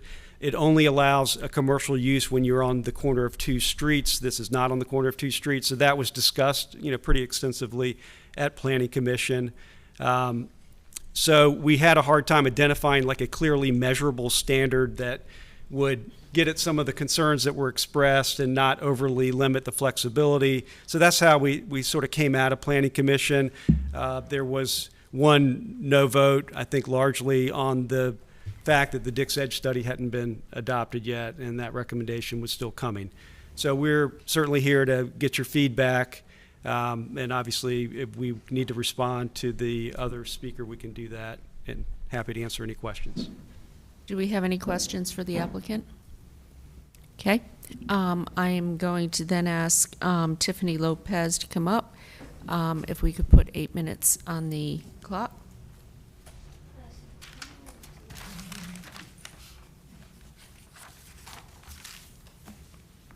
Hi, Council. I'll try to be quick. I know it's late. Tiffany Lopez, 504 Ellis Court. The first thing I want to note that there was a couple things that were just news to me. At last, when the Dix Edge study wrapped up, it was shown as low density was the recommendation for this area. So something has changed in there, and I don't know when. I'm very interested in that, but we were highly involved in that. And then I will note that no, this property is not on a corner right now, but during the meeting process, the applicant has mentioned that there has been talk of adding a road there that would make it a corner lot, which would then make it eligible to have commercial added to it. And we'll get into a little bit of some concerns around parking that would just be exacerbated if there is commercial. So the first thing I'm going to do is read a letter from one of my neighbors who couldn't be here tonight. So this is from Vanessa Lucas at 508 Ellis Court. As I previously expressed when this matter was before the Planning Commission, I am opposed to this rezoning. It would have a negative impact on the neighborhood. The primary negative impact is due to increased population given the current infrastructure and access to the neighborhood. The neighborhood is locked in by its surroundings with limited ingress and egress. To allow higher density will increase risks to pedestrians, cyclists, and other modes of non-vehicle transportation in an area with no sidewalks, where at this time the street is much used by residents for this purpose. As for the requirements for sidewalks to be added with buildings on the rezoning property itself, this is not a solution to the increased vehicle traffic that will come through the neighborhood if the rezoning is allowed at the end of what is now a dead-end street. Further, even if the street is opened at some point, it does not resolve the neighborhood traffic issue given the properties that surround the neighborhood and the island-like nature of the neighborhood. As the council is aware, the requested rezoning is inconsistent with the current future land use map. It is also inconsistent with the preferred land use option of the Dix Edge study, which is based on community feedback. The rezoning process favors the applicant over negatively impacted Raleigh residents. The Dix Edge study took the time to reach out to the communities and understand what residents want. Therefore, as elected officials, that should hold great sway in making decisions about the rezoning going forward. During the Planning Commission meeting on May 24th concerning this rezoning, some commissioners expressed concerns about the multiple applications that have been received for rezoning in areas undergoing studies and the danger of approving these prior to approval by the City Council, but this did not stop the vote from going forward. At the very least, approval of this rezoning should be stalled until the finalization of changes resulting from that study. Lastly, I must express that the Planning Commission's approval of this rezoning was especially disheartening, given that after Commissioner Bennett passionately noted that racially and economically diverse neighborhoods that have been marginalized and are being asked to solve the affordable housing crisis, and that is a problem for her. It is a problem for me as well, and given that the audience broke into applause at her words, she is not alone. I love living in my neighborhood because it is a diverse neighborhood. I have been lucky to live here for 14 years, but many of my neighbors have been here for longer. The message to myself from the city's position expressed by Mr. Clem and comments from several commissioners is density no matter the cost to current residents if it is a racially and economically diverse neighborhood. All right. Now I'm going to read my statement again, Tiffany Lopez.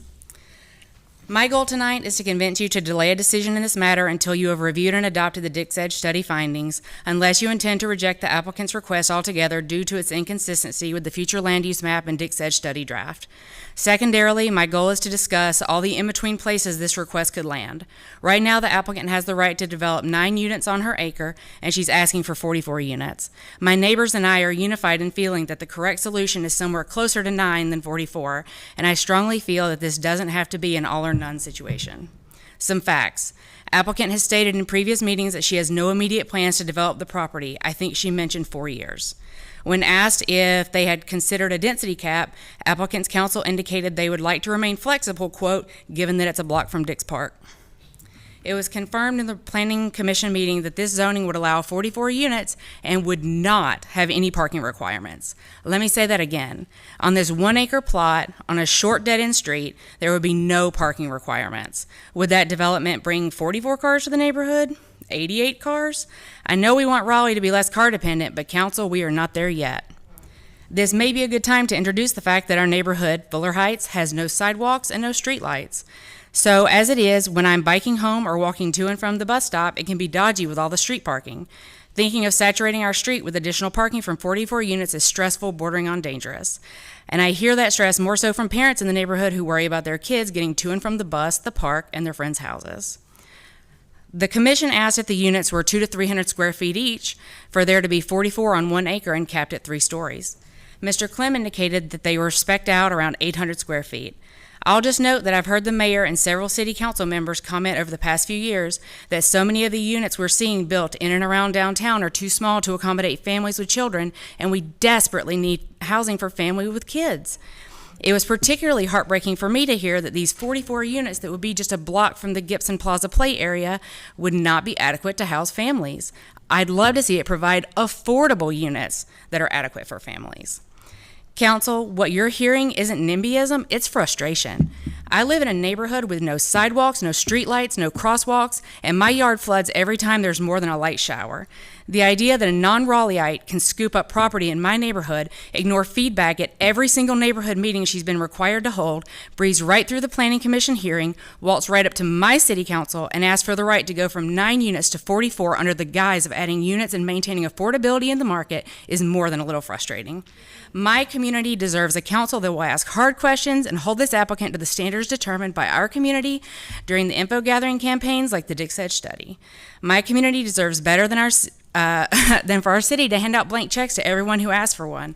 And make no mistakes, in terms of this neighborhood, she may be the first one asking, but she will not be the last.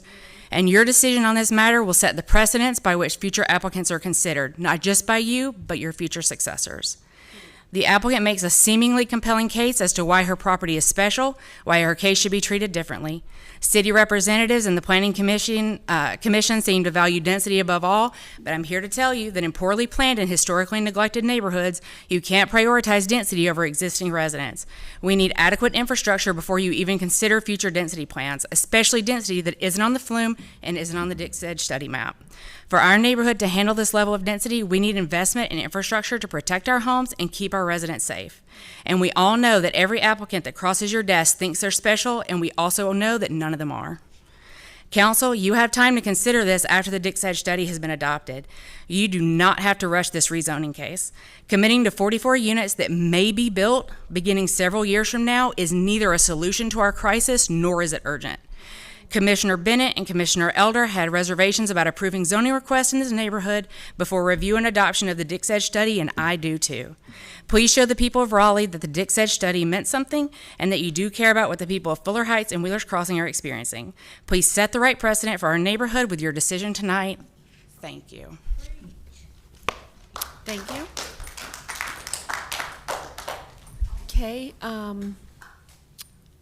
I am going to close the hearing, but I have a question for the applicant.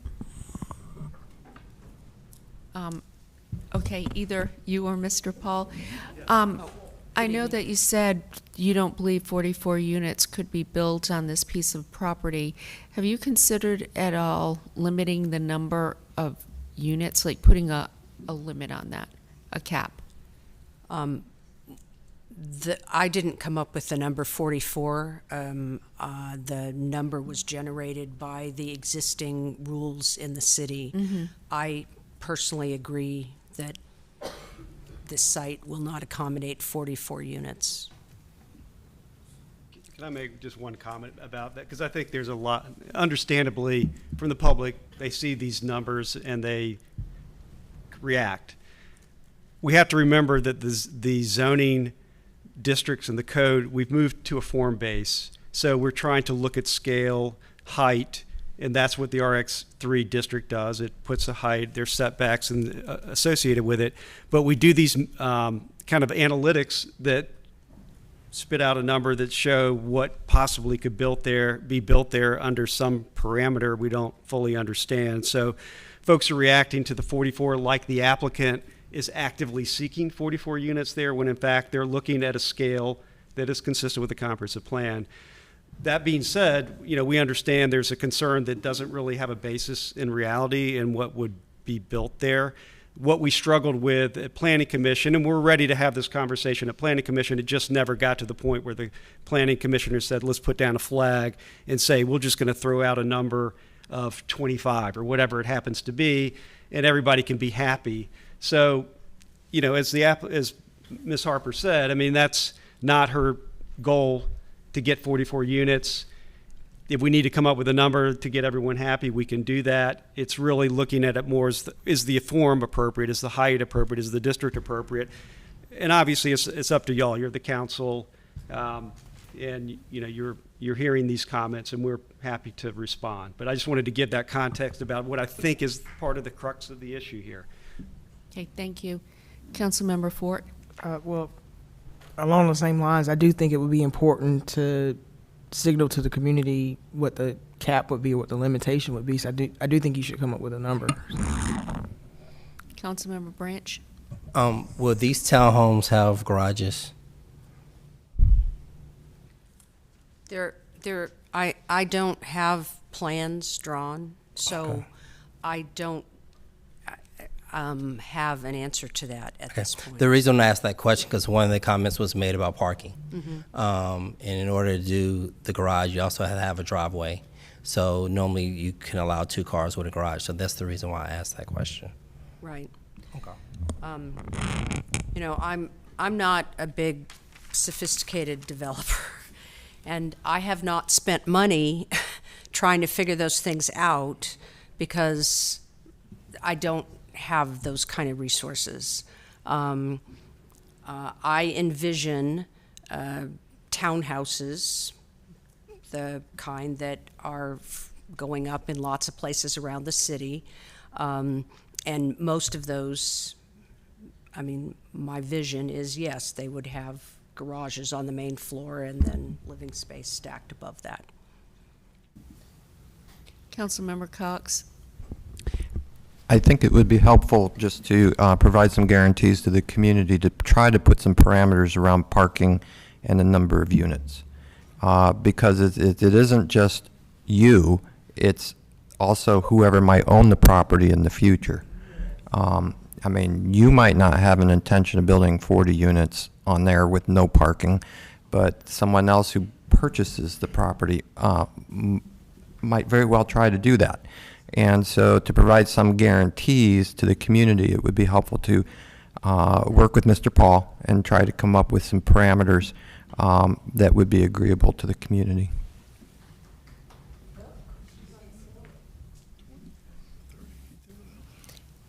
Okay, I'm going to ask, is anybody trying to get a feel for where we are on this? So I would say they probably should bring it back with some estimate of the numbers for the site. Is that what you're asking, Councilor Fort? That would be my request. Okay, Councilor Melton? I have a related / unrelated question, mostly related. I think it's for staff.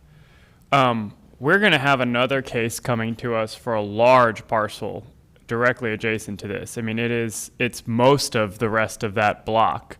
And my question is, with the Dick's Edge plan, when are we expecting that to come for approval? Because this is one of those situations where I think the market is getting ahead of city government, for better words. You know, so we're going to keep running into this problem, I think. And I'm just curious. I guess that's my question for this case and everything else coming up. Yeah, so we delivered the recommendations to this council, I believe, a week ago, and we're anticipating to bring it to the Planning Commission for their review in August or September, and they will take a meeting or two to review, and then we'll bring the recommendations to you for approval at that time, so in the fall. Okay, so I guess my two questions are, I'm not suggesting we hold this case until the fall, but it sounds like there's enough consensus at the table to get a little more specificity for this, just to send to the community how many units they could expect and what the parking may look like. But if there's no immediate plan for redevelopment, I'm worried that we're going to keep running into this issue with the Dick's Edge. I keep saying it wrong. And so I just want to signal that for the table, because this is a small piece. We came to us first. But if you look at this thing, that entire other section, there's an aggregate of properties that have joined together and submitted a rezoning request, and that's going to be coming to us too. And so I just wanted to signal that. Okay, well, we just heard that the Dick's Edge study will be coming to us in the fall, and I hear what you're saying. Yes, move it forward. And I think what we've just heard is that I'm going to ask that this come back to us on the 16th, and if you would talk to the applicant and see if you could tighten up the number a little bit and address parking, that would be helpful. Thank you. We'll do that. Just a clarifying question about the parking, because the city has just recently gone through a text change to eliminate parking through much of the city. Even though the market is still calling for parking in every project I'm involved with, there is parking that's provided. So is it the will of the council to mandate parking in this case, or just get a sense of what one might expect? And I hear the comment, it sounds pretty uniform, on a cap or some kind of limit on density, but I want to make sure I understand overall kind of the I think sentimental if parking. you have a cap, that will give us an idea on parking, or what that realistically would look like. Councilmember Melton? Yeah, I almost added this to my comments, but eliminating parking minimums and establishing parking maximums does not mean that no parking will be provided with new developments. In fact, most folks, if unfortunately or fortunately, however you look at it, aren't going to be able to sell or rent something if there's not some parking provided, because folks still need their cars. And lenders don't provide financing. But to the public, when they hear there's no parking minimum requirement, it could send the message that my street is going to be flooded with cars because there's nowhere else for them to go. And so I think what would be helpful is figuring out what the limit on the units would be, and then that may help guide what the parking may look like there. If it's a row of townhomes, then, you know, I think it's reasonable for a driveway for each car, something like that. That's what I would think would be helpful. Okay. Councilmember Cox. And my concern about parking is really about Dalla. When you look at the map and you go over there, you see it's just a little country road with no curb and gutter. It's not very wide. It really wouldn't accommodate any parking. And in fact, if you built something there without parking, I would expect the residents to come forward and ask for no parking signs on Dalla. And so it would be good, I think, to have some sort of concept for parking. Okay. So any change in conditions would have to be brought to staff by, what's the deadline? The 6th again? The same? Okay. All right. Okay, thank you. And the hearing is closed. No, I'm going to leave the hearing open. And then we'll hear this again on the 16th. Thank you.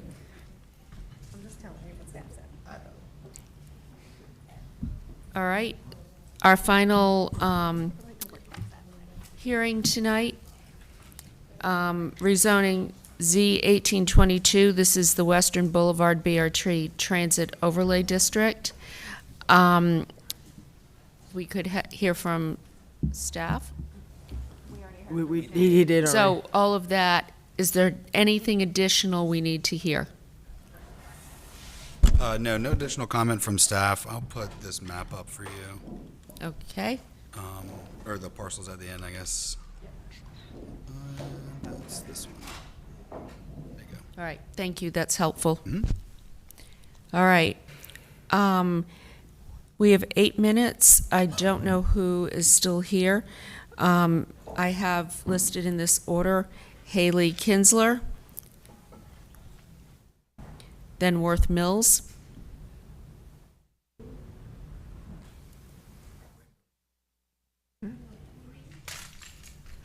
remember 8 minutes, so please leave time for others. Haley Kinsler, 804 Gorman Street, Apartment C. I know I've come here a couple of times to speak on this issue as somebody who lives in one of the parcels that's going to be rezoned. So I live in your district, council member for it. I live off of Gorman Street, so I'm like right smack dab between Lexington and Jackson. I live really close to Wong's Taylor, if you know where that is. And I'm a student at NC State, and my biggest concern with this, and this is a concern that several neighbors have shared with me, is that we are all going to be priced out of this neighborhood, and that the TOD is coming after the full design for the Western Boulevard corridor. And to be clear, I'm not here as a YIMBY or as a NIMBY. I'm not here because I oppose the bus rapid transit line.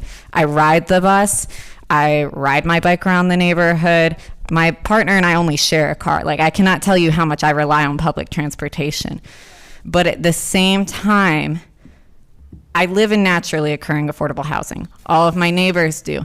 And I understand that the height bonus is meant to make it so that in the future, my landlord doesn't decide, oh, we're going to redevelop and then it's all market rate housing. I know they could do that right now. I'm aware of that.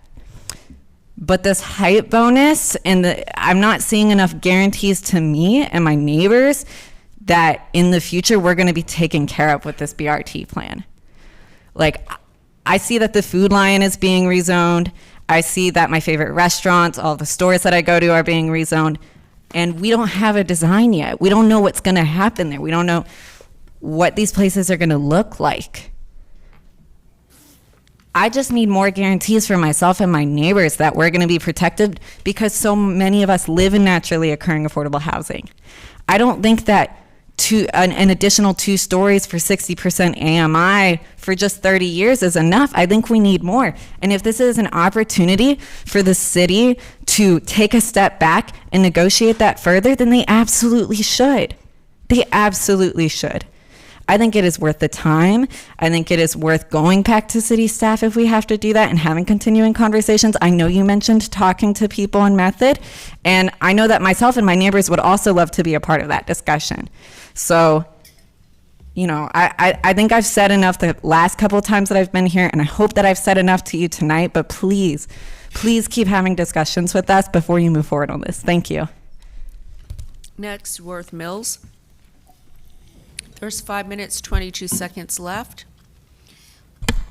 I'll keep this very short. Thank you, Mayor, members of City Council. This is a request to remove 308 Bashford Road from the Western TOD mapping. This case is currently under rezoning review right now. It's had 2 neighborhood meetings and will be scheduled for PC after the summer recess. The applicant, Liberty Healthcare, is proposing a 7-story, age-restricted, independent living community on 308 Bashford. So we feel that the type of development is suitable for what the TOD recommends. But with the environmental features, which are Neuse River stream buffer and wetlands on the southern portion of the site facing Western Boulevard, that makes development of that type of facility, which needs handicap parking between the building and the street and enough space for a circular drop-off, very challenging. So based on the type of development and the environmental features on the southern end of the site, we request that 308 Bashford be removed. Thank you. Okay, thank you. Kristen Havlick, not here. Alan Wood.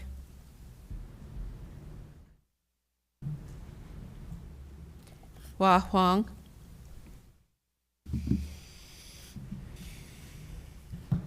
Hi, I'm also going to keep myself brief so that others will have time, like Ms. Wanda. So, I just heard earlier there's mentioning about puzzle pieces. So here are some puzzle pieces for you. Some of the properties that are still not being excluded from rezoning are actually public housing, such as Heritage Park, which is 416 Dorsia Drive, and also Kentwood at Clinton Street. And in addition to that, you have much of the Method community that's still undergoing rezoning without being considered for some sort of preservation so that the people are not going to be displaced. And within that Method community, there's, I'm going to say 1007 Method Road, which is Habibi Grill and Bakery, and 1019 Method Road, which is Al Medina Market. Those are businesses. Those are Muslim businesses that you are going to displace. You have not considered removing that from the redevelopment, and this is what we've been talking about from Wake County Housing Justice Coalition, that what you're doing right now as it stands is going to displace Black, Muslim, and immigrant community. That's what we're talking about. You haven't thought about like what are you going to do to protect these areas. So that's what I have to say. Okay, next we have Josh Bradley.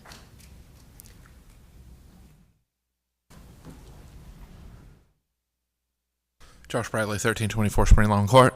I'm not going to take up much time. It was interesting that I was accused of being one of those people. I'm not sure who those people are, unless you're talking about people that care about people. I just wanted to throw that out there.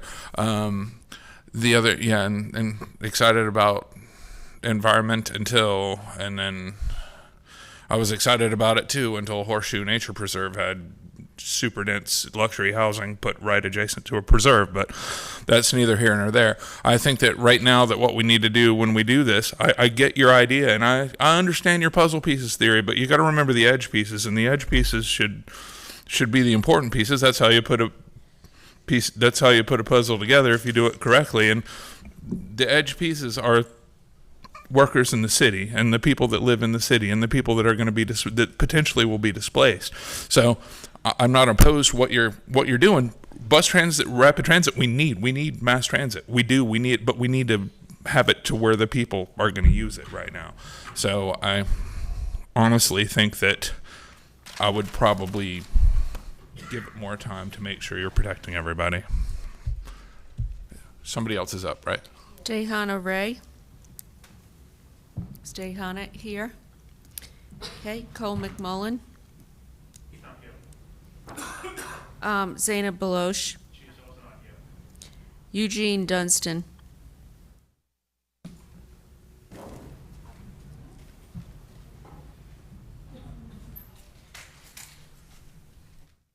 Madam DA and community, members of the board, once again, I would like to add on, within the residence that I was living in, 5428 McCoy Road, I was called a nigger. Nigger doesn't define the color of a person's skin, but intellect of a person's mind, which is worse, physical abuse or verbal abuse.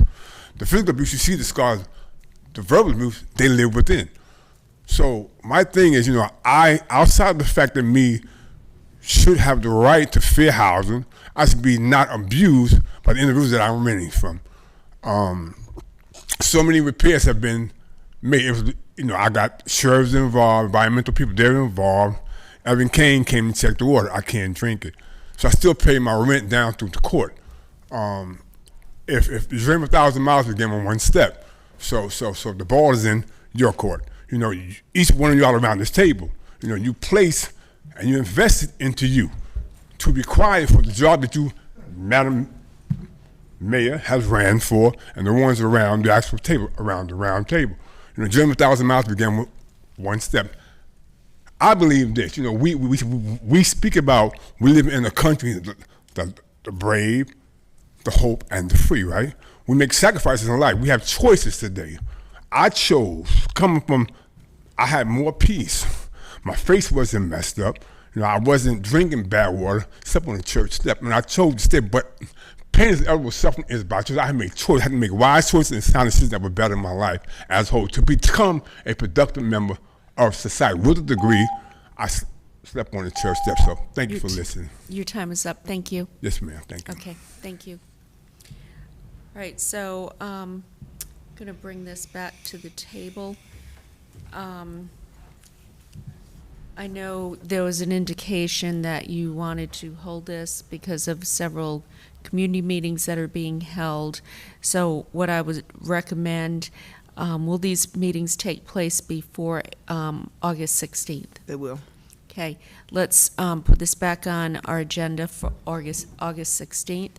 And we did have the request to remove 308 Bashford Road. I would ask that staff look at that and come back to us with a report. And we go from there. Is that acceptable? Yes. Okay.